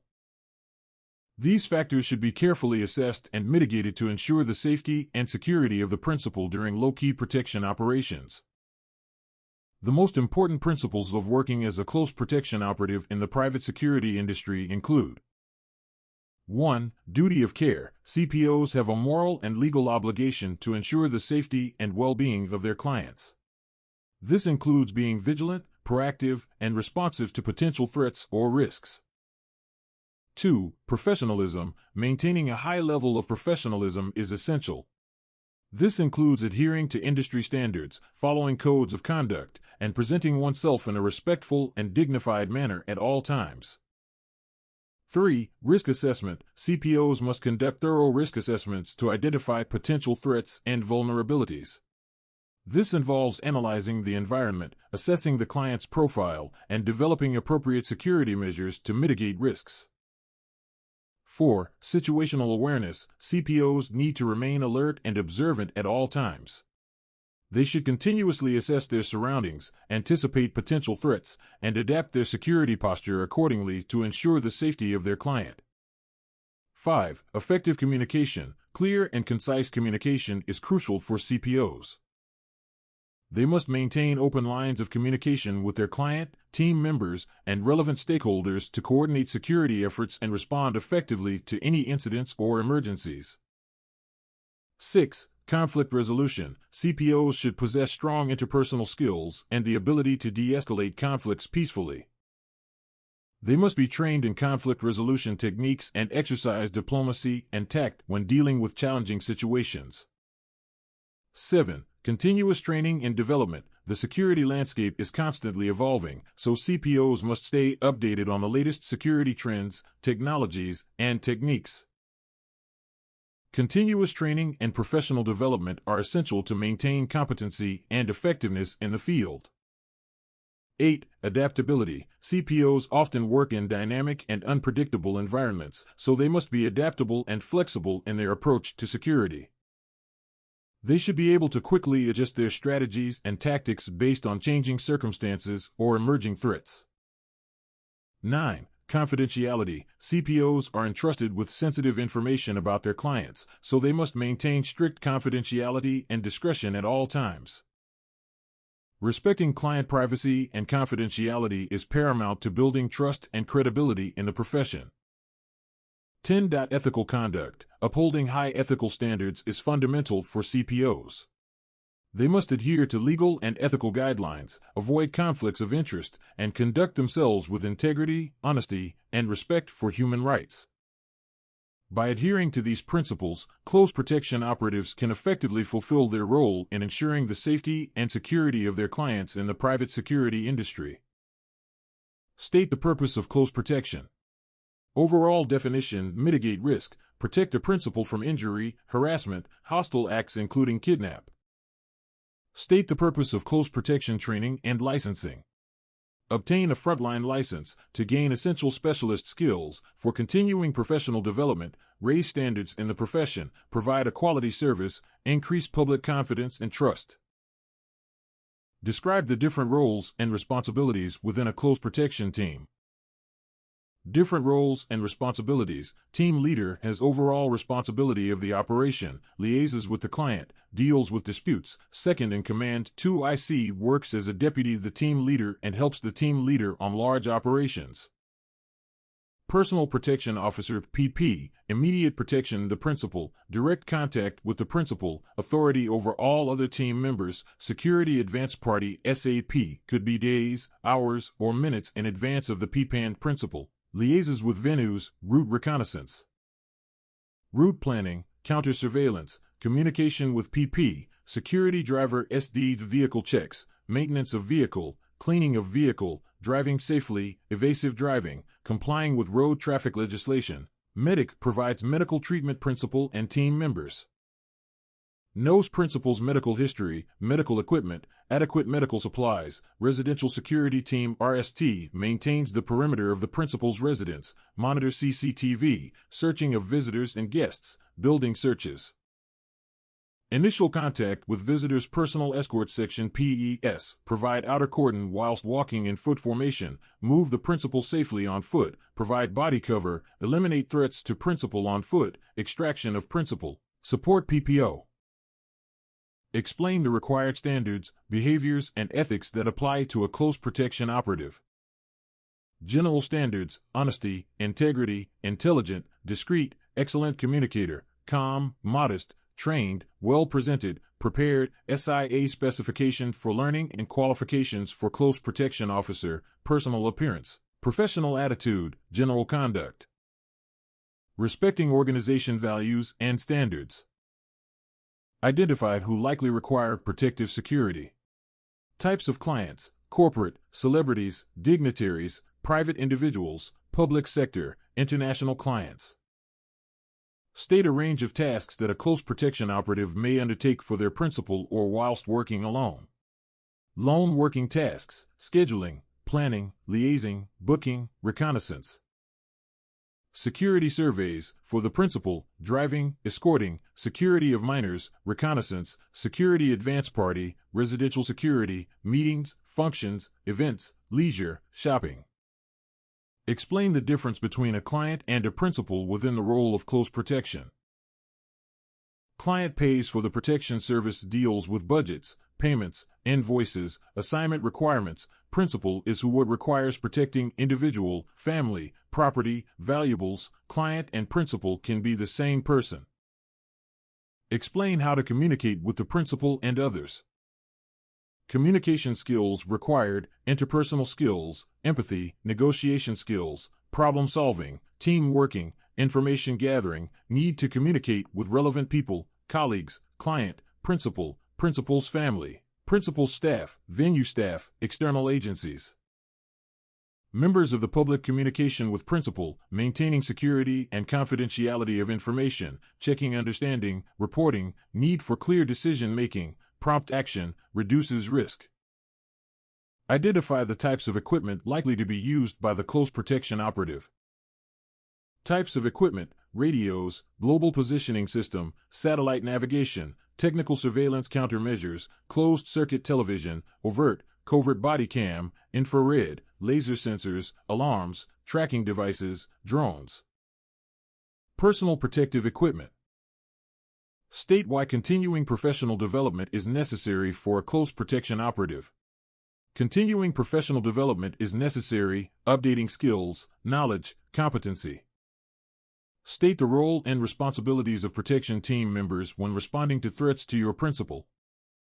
Role and responsibilities: gathering information, threat risk assessment, resources, team roles, preparation, contingency planning, management, leadership, teamwork, responding to threat, communication, response, focus, applying techniques, skills. State what actions you are able to take to deal with incidents. Staying within the law, ensuring the operation schedule went as planned, not compromising security or safety, ensuring outcomes meet principal and client needs. State the main aims of the Private Security Industry Act. Establish the SIA, raise standards, increase public confidence, improve safety, remove criminal elements, raise standards through training and licensing. Identify the main regulatory functions of the Security Industry Authority. Monitor effectiveness of the industry, conduct inspections of licensed individuals, impose fines and penalties for breaching any terms set out in the Private Security Industry Act, report to Home Secretary, license individuals in licensable roles. Manage the Approved Contractor Scheme. The Approved Contractor Scheme in close protection refers to a voluntary accreditation scheme in the United Kingdom administered by the Security Industry Authority. The scheme aims to raise standards and promote best practices within the private security industry, including the field of close protection. Under the ACS, private security companies must undergo a rigorous assessment of their management practices, operating procedures, and performance standards. This evaluation covers various aspects of the company's operations, including recruitment and vetting of personnel, training programs, operational procedures, customer service, and compliance with relevant legislation and regulations. Once a security company successfully meets the required standards, it receives ACS accreditation from the Security Industry Authority. This accreditation demonstrates that the company has been independently assessed and deemed competent to provide quality services in the field of close protection and other security-related activities. For close protection operatives and clients, choosing a security provider with ACS accreditation offers assurance of professionalism, reliability, and adherence to industry standards. It helps ensure that the security services provided meet the highest standards of quality and effectiveness, enhancing trust and confidence in the security industry as a whole. State the purpose of SIA license integration. Licensing criteria to be met for one licensable activity are considered by the SIA to be sufficient to allow a licensed individual to carry out other licensable activities. Identify the parts of civil, criminal, and common law that have an impact on the role of a close protection operative. Current relevant legislation, regulations, codes of practice, and guidelines relating to using physical intervention within close protection. Data Protection Act 2018 and the General Data Protection Regulation, Control and Access of Confidential Information. Corporate Manslaughter and Homicide Act 2007, Criminal Law Act 1996, Equality Act 2010 and Freedom of Information Act 2018, Health and Safety at Work Act 1974, Human Rights Act 1998, Misuse of Drugs Act 1971, Regulation of Investigatory Powers Act 2000, and Road Traffic Act 2018.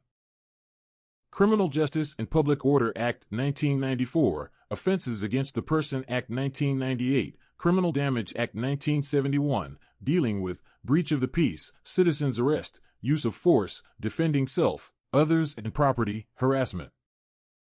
The listed acts and regulations are essential legal frameworks that govern various aspects of security and protection, including data protection, health and safety, human rights, criminal offenses, and more. Here's a brief overview of each. 1. Data Protection Act 2018 and GDPR. These regulations govern the control and access of confidential information, ensuring that personal data is processed lawfully, fairly, and transparently, and individuals' rights regarding their data are protected. 2. Corporate Manslaughter and Homicide Act 2007. This act holds organizations accountable for deaths resulting from gross corporate management failures, ensuring that they take responsibility for health and safety failures. 3. Criminal Law Act 1996. This act covers various aspects of criminal law, including offenses such as assault, theft, and public order offenses. 4. Equality Act 2010. This act prohibits discrimination and promotes equal opportunities for all individuals, protecting against discrimination based on characteristics such as age, disability, gender, race, religion, or sexual orientation. 5. Freedom of Information Act 2018. This act provides individuals with the right to access information held by public authorities, promoting transparency and accountability in government. 6. Health and Safety at Work Act 1974. This act imposes duties on employers to ensure the health, safety, and welfare of their employees and others who may be affected by their work activities. 7. Human Rights Act 1998. This act incorporates the European Convention on Human Rights into UK law, safeguarding fundamental rights and freedoms such as the right to life, liberty, and security. 8. Misuse of Drugs Act 1971. This act regulates the production, supply, and possession of controlled drugs, aiming to prevent drug abuse and trafficking. 9. Regulation of Investigatory Powers Act 2000. This act regulates the surveillance and interception of communications by public bodies, balancing the need for national security with individuals' privacy rights. 10. Road Traffic Act 2018. This act covers various offenses related to road traffic, including speeding, careless driving, and driving under the influence of alcohol or drugs. 11. Criminal Justice and Public Order Act 1994. This act includes provisions related to trespass and public order offenses, empowering law enforcement to maintain public order and safety. 12. Offenses Against the Person Act 1998 and Criminal Damage Act 1971. These acts cover offenses such as assault, harassment, and criminal damage to property, ensuring legal remedies for victims of such crimes. Understanding and complying with these laws and regulations is essential for close protection operatives to carry out their duties lawfully, protect individuals' rights, and maintain public safety. Understand what is meant by reasonable and necessary force. State the definition of risk to the protected person. Definition of risk: the possibility of a threat occurring. Example: harm, loss, danger assessment, management, probability, likelihood, chance. Classifications of risk: low, medium, high or negligible, moderate, severe. State the importance of threat and risk management within a close protection context. Types of threat: the 7 Ps of principal threat profiling, direct and indirect threats. Types of risk management: daily, routine, event, route, venue, personal, postal, imminent. Terroristic. Identify threats at principal within a close protection context. Unwanted attention, unintentional injury, intention to inflict harm. Example: pain, injury, misery, disruption of lifestyle, embarrassment, threat to public image. Threat may be imminent, terroristic, planned, intrusion, security breach. Describe the difference between a threat and risk assessment for protected person and venues and why it is necessary to conduct both. Protected person: tenure safety maintained throughout based on the threat and risk assessment conducted for the individual. Venues: need for reconnaissance, searching, why it is necessary, safety, personal, team, principal, principals, guests, passengers, vehicle, public planning. Resource: control, third party, external assistance, intelligence gathering. State the importance of profiling the protected person to establish the level of threat and associated risk. Importance: understand the source of the threat, provide best protection, safety, determine the level of risk, correct team roles, adequate resources. Clarify assignment requirements. Identify the variations in threat assessment and risk management when a principal is arriving and leaving a location. Arriving: exposure to risk, layers of protection, parking arrangements, venue security, venue contact, Bus debus points, disruption to business activities, lifestyle, venue compromised, entrance compromised. Leaving: vehicle access, leaving under routine or leaving under an attack. Unaccounted passengers accompanying the principal, exposure to risk, early departure, late departure. Explain how close protection operatives gather intelligence for operational purposes within the UK. Sources of intelligence: client, principal, agencies, profiling, known history, open source intelligence. Example: social media, internet websites cross-reference, intelligence updates, news and media, security company surveillance. Use of security advance party. Explain how decision-making models can be used within a threat and risk assessment process. Decision-making model: gather information and intelligence, assess threat and risk, identify options and contingencies, develop strategy, take action. Review: following model provides guidance, aids decision-making, helps justify costs and resource allocation, allows for review and evaluation. Outline the UK's threat level system. UK threat level: critical, an attack is expected imminently; severe, an attack is highly likely; substantial, an attack is a strong possibility; moderate, an attack is possible, but not likely; low, an attack is unlikely. Identify the personal and professional skills required of the close protection operative. Range of personal and professional skills required of a close protection operative: friendly and courteous, fair and non-discriminatory, professionalism, integrity, cooperative, follow organization procedures, use moderate language. Explain effective personal and professional relationships. Working effectively with principals, clients, and others involved in a close protection operation, skills used every day to communicate and interact with others. Interpersonal skills create effective personal and professional relationships with principals, clients, and others involved in a close protection operation. Importance of time and resource management when managing self and others. Explain what being assertive promotes and with whom. Promotes positive image, confidence, effective management, leadership, taking responsibility, with principals, clients, and others involved in a close protection operation, colleagues. Explain the importance of etiquette, dress code, and protocol. Importance example: social diversity, representation of principal, client relationship, maintain a low profile, avoid job loss, embarrassing the principal, loss of face. Identify the attributes of an effective team. Communication, support, problem solving, listening, feedback, conflict resolution. Explain the importance of personal and team preparation.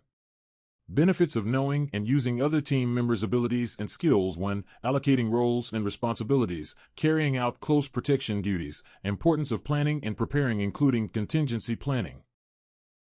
Explain why details of attacks and use of force must be recorded.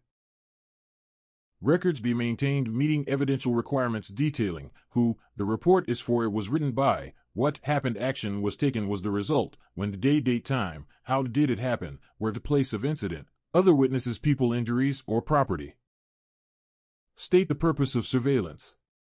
Gathering information for a planned or ad hoc operation. Example: on a person, place, object. Describe the range of basic surveillance applications. For same person, same time of day, same activity in same place, covert, overt, use of equipment. Foot, mobile, static. State the purpose of anti-surveillance. Detects if surveillance is being carried out on the principle of operation. Describe a range of basic anti-surveillance applications. Vehicles, drive 3 sides of square, head uncrowded areas, false turn signals, speed up, slow down, false starts, dummy vehicles, roundabouts, foot, cornering, boxing in, change of direction. State the purpose of counter-surveillance. Drills used by individuals or a team evade surveillance, passive or active detection, third-party detection, hostile activity. Describe a range of basic counter-surveillance measures. Monitor from a distance, use of external companies, technical surveillance. State the purpose of technical surveillance countermeasures. Technical surveillance countermeasures: detailed physical and technical inspection of environment, vehicles, or premises to locate and neutralize covert surveillance devices. Identify likely sources of unwanted attention. Criminals, media. Followers, stalkers, fixated persons, protest groups, hostile reconnaissance. Describe the equipment used in surveillance, its capabilities and limitations. Equipment, example: radios, mobiles, static CCTV, camcorder, optical support, listening devices, tracking devices, current surveillance equipment, drones, trackers, foot surveillance, open source, cyber and digital footprint.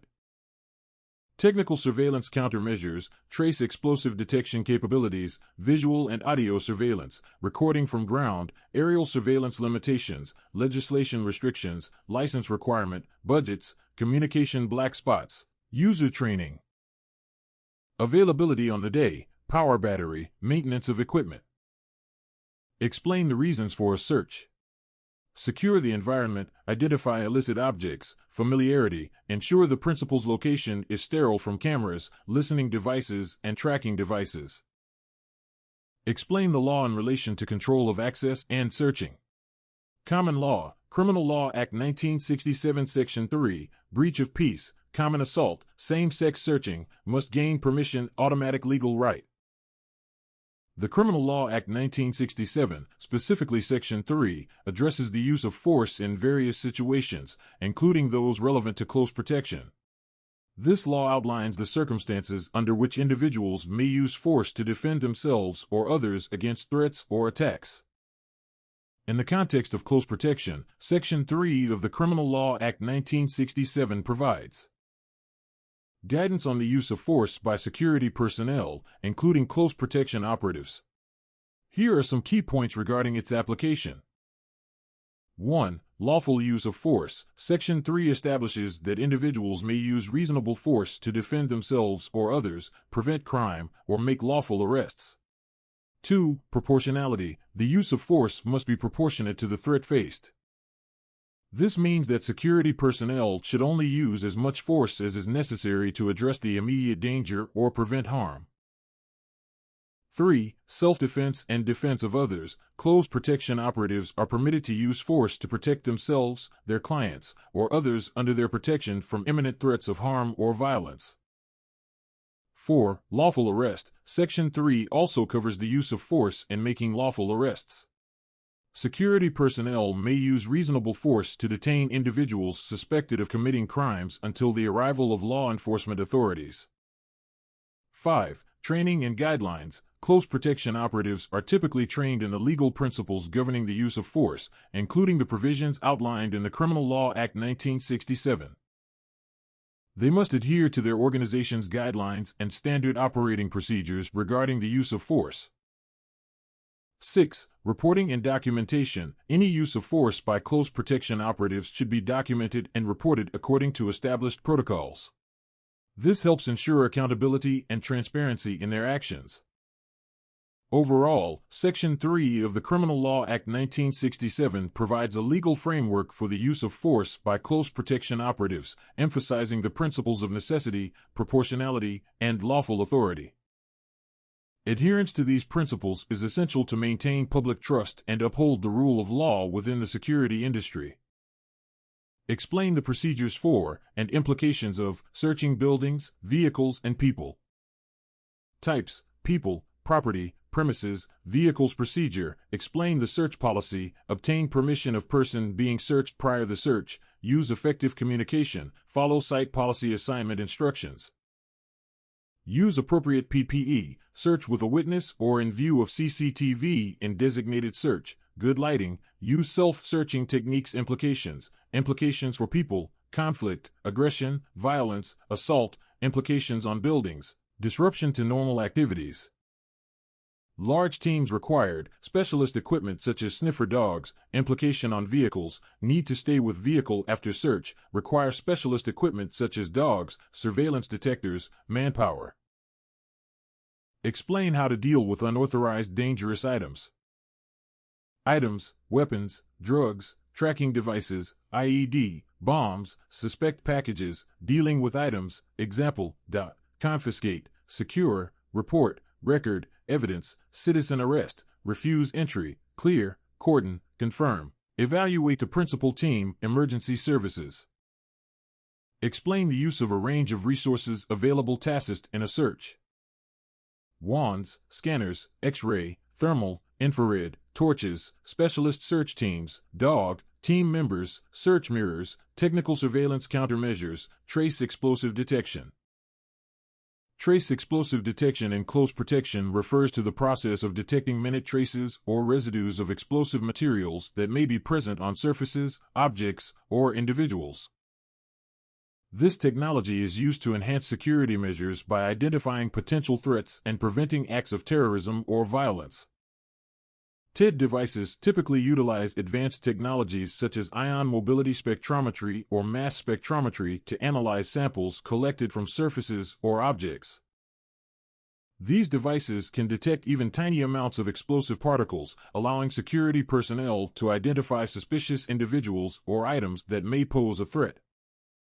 In close protection, TED may be employed in various scenarios, including 1. Security screening. TED devices can be used at access points, checkpoints, or entry gates to screen individuals, vehicles, bags, and other belongings for traces of explosive materials. 2. VIP protection. Close protection teams may use TED devices to conduct proactive security sweeps of venues, vehicles, or routes ahead of VIP movements. This helps to ensure that potential threats are identified and mitigated before they can endanger the protected individual. 3. Event security. TED technology may be deployed during large-scale events, gatherings, or public gatherings to enhance security measures and detect any potential threats posed by explosive materials. 4. Transportation security. TED devices can be used in transportation hubs such as airports, train stations, or ports to screen passengers, luggage, cargo, and vehicles for traces of explosives.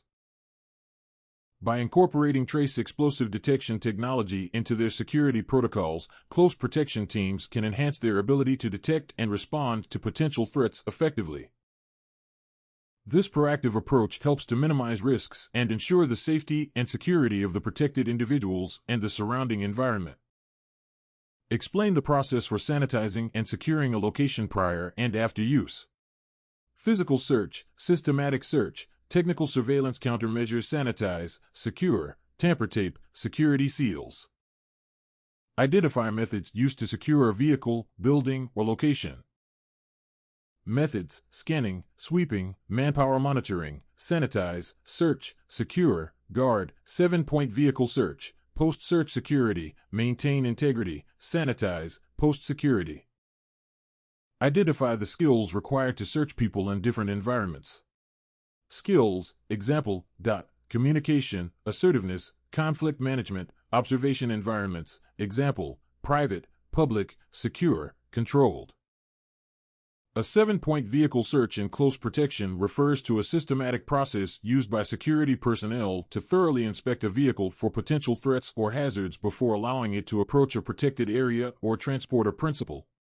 The search involves examining various key areas of the vehicle to ensure that it does not pose a security risk. Here are the 7 points typically included in a vehicle search. 1. Exterior inspection. Security personnel visually inspect the exterior of the vehicle for any signs of tampering, damage, or suspicious items attached to the vehicle's body, including underneath the chassis and wheel wells. 2. Undercarriage inspection. The undercarriage of the vehicle is inspected using mirrors and, if available, a vehicle inspection mirror. This allows security personnel to check for any hidden devices, explosives, or foreign objects attached to the underside of the vehicle.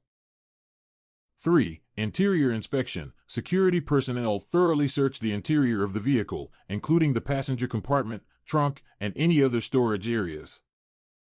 They look for suspicious items, weapons, explosive devices, or any other unauthorized or prohibited items. 4. Seats and cushions. Seats and cushions are checked for any hidden compartments, weapons, or contraband that may be concealed within them. 5. Dashboard and console. The dashboard, center console, and glove compartment are inspected for any suspicious items, documents, or electronic devices that may indicate illicit activity or pose a security threat. 6. Engine compartment. Security personnel open the hood of the vehicle and inspect the engine compartment for any signs of tampering, explosive devices, or foreign objects that may have been placed there. 7. Documentation and identification. Finally, security personnel verify the vehicle's documentation, including registration, insurance, and ownership documents. They also check the driver's identification and credentials to ensure that they are authorized to operate the vehicle and enter the protected area. By conducting a thorough 7-point vehicle search, security personnel can mitigate potential security risks and ensure the safety of the protected area and its occupants. This systematic approach helps to identify and address any security concerns before they pose a threat. State the responsibilities of a close protection operative on foot.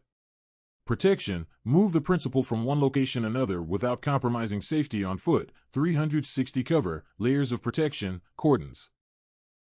Identify the team roles within a close protection team whilst on foot.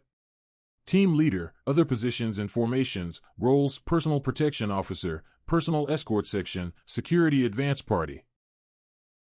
Explain the importance of a flexible approach to protection whilst on foot. Adapt change, timings, exposure, public interaction, dynamic risk assessment. Explain the range of communication techniques to be used whilst on foot. Communication techniques: oral, nonverbal, overt, covert, communication equipment, example radios, phones. Explain the purpose of effective body protection for the protected person. 360 cover, protection, contact and cover, body cover, limit exposure, reduce risk, maintain security, extract principal safety. Explain the purpose of foot evacuation of the protected person. Safety, embarrassment, schedule, increase in risk, new threat. Explain the considerations when evaluating a protected person on foot. Limit exposure, separation from team, decrease in team size, additional threats, pre-planned routes, regroup considerations, safe haven. Explain the need for foot route selection and planning.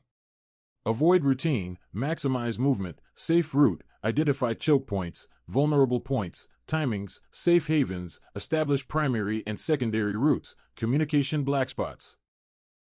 Identify a range of venue-related security operations. Private and public venues. Access control, access egress points, M-bus, D-bus, in-house security, emergency procedures, safe haven, access emergency services, screening vetting of in-house staff, search procedures, CCTV availability. Identify common factors that may influence security procedures at a venue. Public holidays, public access, other activities, emergency services, evacuation drills, safe haven, car parking, M-bus, D-bus, venue location, security arrangements, group size, type of event, guest profile, time, duration, access, limitations, third-party intervention.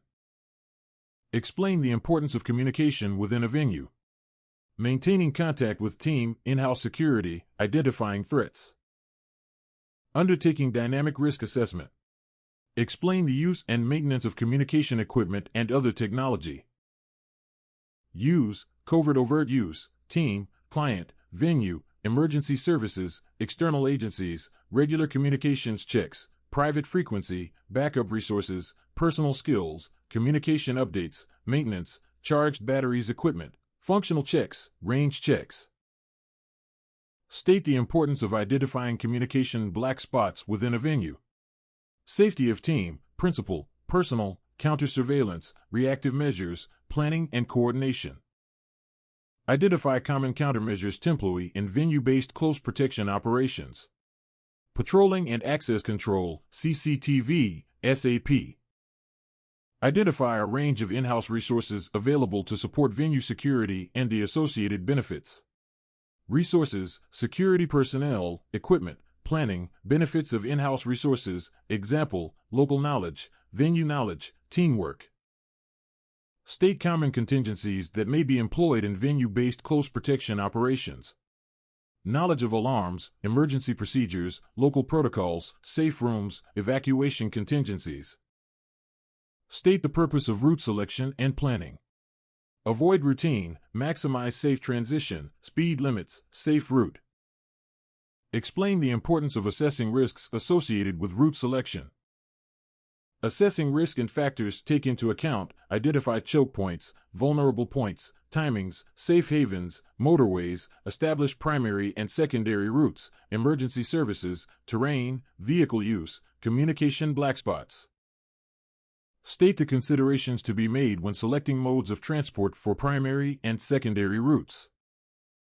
Factors: threat, timings, route plan, distance, traffic state, road state, published information, means of transport, emergency response, terrain, environmental factors, time of day, modes, road, sea, air, rail, public transport.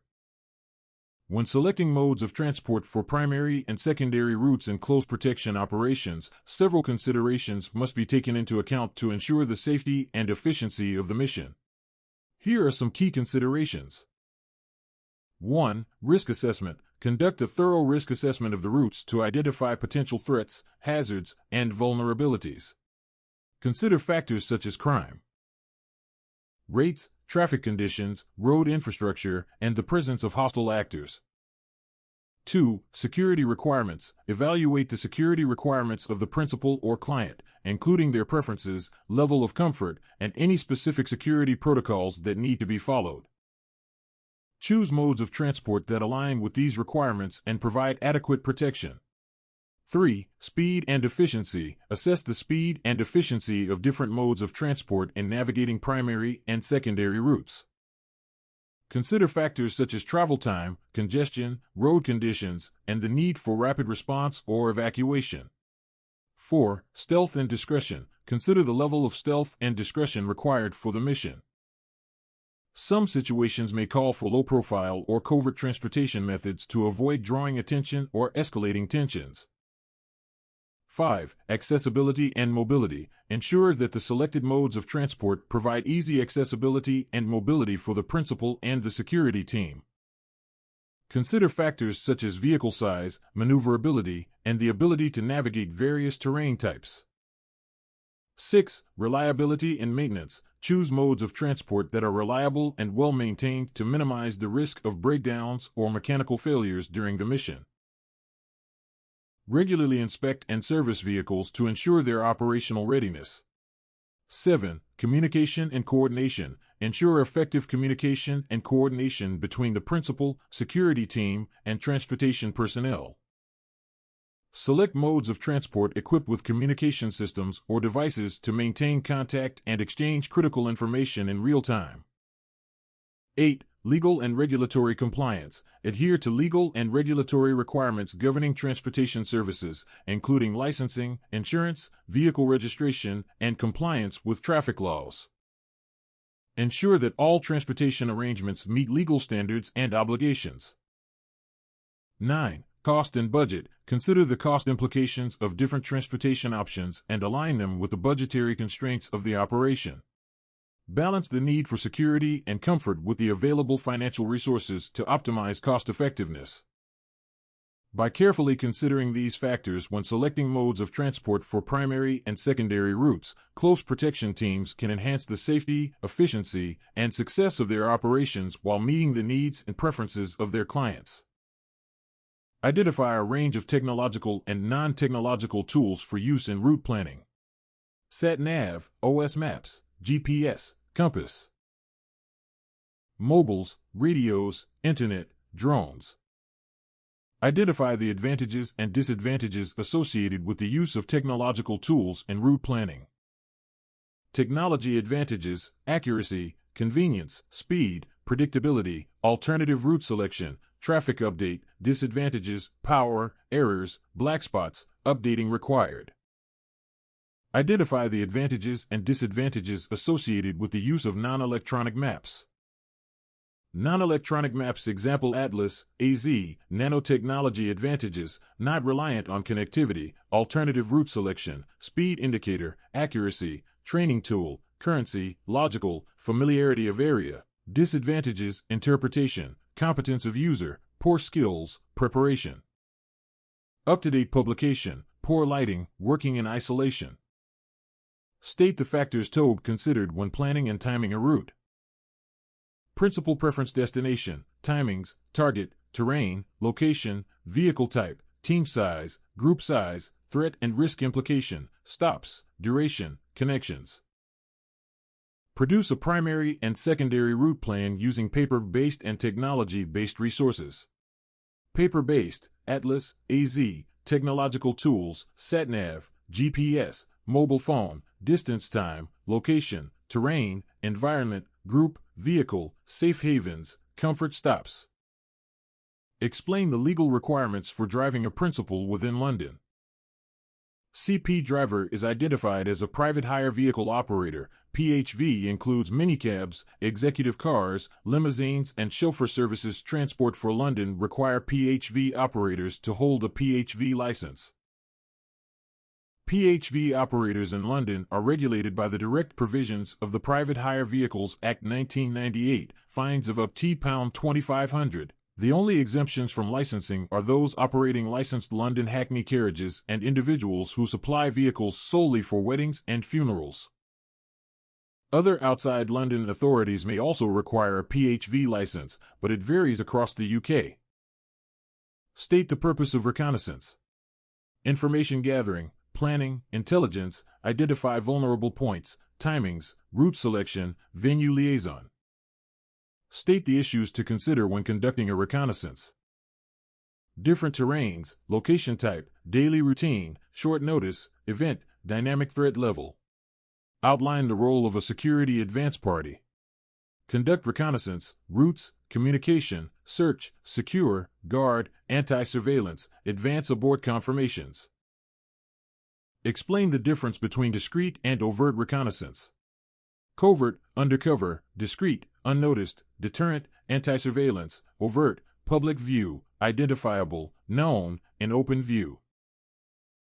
Conduct reconnaissance activity.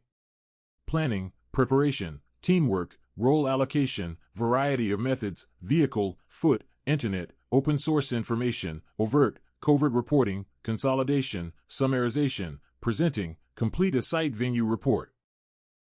State the purpose of operational planning.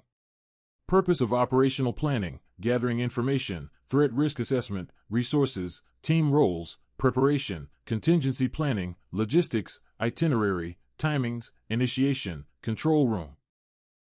State the importance of threat and risk assessment in operational planning. Types of threat: the 7 Ps of principal threat profiling: people, places. Personality, prejudices, personal history, political religious views, private lifestyle, direct and indirect threats. Types of risk assessment: daily, routine, event, route, venue. Personal, postal, imminent, terroristic. State the importance of time and resource management. Time: prevent disruption. Principles: activities, coordination, facilitation, effectiveness, preparedness, manpower, smooth running of operation. Resources: adequate, relevant, in line with budgets, availability, balance of protection against requirements, ready for the unexpected. Identify the relevant agencies that may need to be contacted when planning operations. Statutory, non-statutory, private, public, government agencies, third sector. SIA standards of behavior for close protection operatives. Personal appearance. A close protection operative should at all times wear clothing that is smart, presentable, and easily identifies them as a close protection operative, following the employer's guidelines. Display their security industry authority license on the outside of their clothing while on duty, showing the photograph side. Professional attitude and skills. A close protection operative should greet visitors to the licensed premises in a friendly and courteous manner. Act fairly and avoid discrimination based on various factors. Conduct duties professionally and courteously, considering others. Behave with personal integrity and understanding. Use moderate language when interacting with the public and colleagues. Remain fit for work and alert. Develop appropriate knowledge of local services and amenities. General conduct. In carrying out their duty, a close protection operative should never solicit or accept bribes or other considerations. Refrain from alcohol or drug consumption while on duty. Avoid displaying preferential treatment. Never abuse their authority. Not carry any threatening items. Report all incidents to management. Fully cooperate with relevant authorities and agencies. Organization company values and standards. A close protection operative should adhere the standards set by their employing organization company. Understand and align with the organization company's culture and values. Contribute the goals and objectives of the organization company. Carry out, perform or execute a task in its entirety, ensuring all necessary steps are taken. Conduct, organize and oversee the execution of a task or activity. Complete, finish or fulfill a task, ensuring all required elements are addressed. Describe, provide detailed information about a topic or activity either in writing or verbally. Develop, identify, build upon, and extend a topic, plan, or idea. Explain, clarify, and provide reasons for a concept or process. Identify, provide concise information about a subject, process, or activity. Implement, put a plan or idea into practical effect, carrying it out. Manage, direct, control, or oversee an activity, taking responsibility for its outcomes and achievements. Produce, carry out an action or task, following instructions. Recognize, acknowledge the validity or existence of something, often based on prior knowledge or experience. State, summarize the main points briefly. Use, apply approved methods or techniques, achieve desired outcomes. In the close protection industry, foot formation refers to the arrangement or positioning of personnel while walking as part of a security detail. Here are some key points regarding foot formation and mobile walking. Single file. In certain situations, such as narrow passageways or crowded areas, operatives may walk in single file. This formation reduces the overall footprint of the security detail and allows for easier navigation through tight spaces. Double file. When operating in less congested areas or during routine patrols, operatives may walk in pairs side by side, known as a double file formation. This formation provides mutual support and allows operatives to maintain visual contact with each other while covering a broader area. Diamond formation. In high-risk environments or during protective movements, operatives may adopt a diamond formation. In this configuration, one operative leads the group, followed by two operatives slightly behind and to the sides, and the final operative bringing up the rear. This formation provides 360-degree security coverage and allows for rapid response to threats from any direction. Wedge formation. Similar to the diamond formation, the wedge formation involves one operative leading the group, with the remaining operatives fanning out behind in a triangular shape. The wedge formation is particularly useful for moving through crowds or maintaining security during VIP movements. Box formation. In situations where security threats may arise from multiple directions, operatives may form a box formation.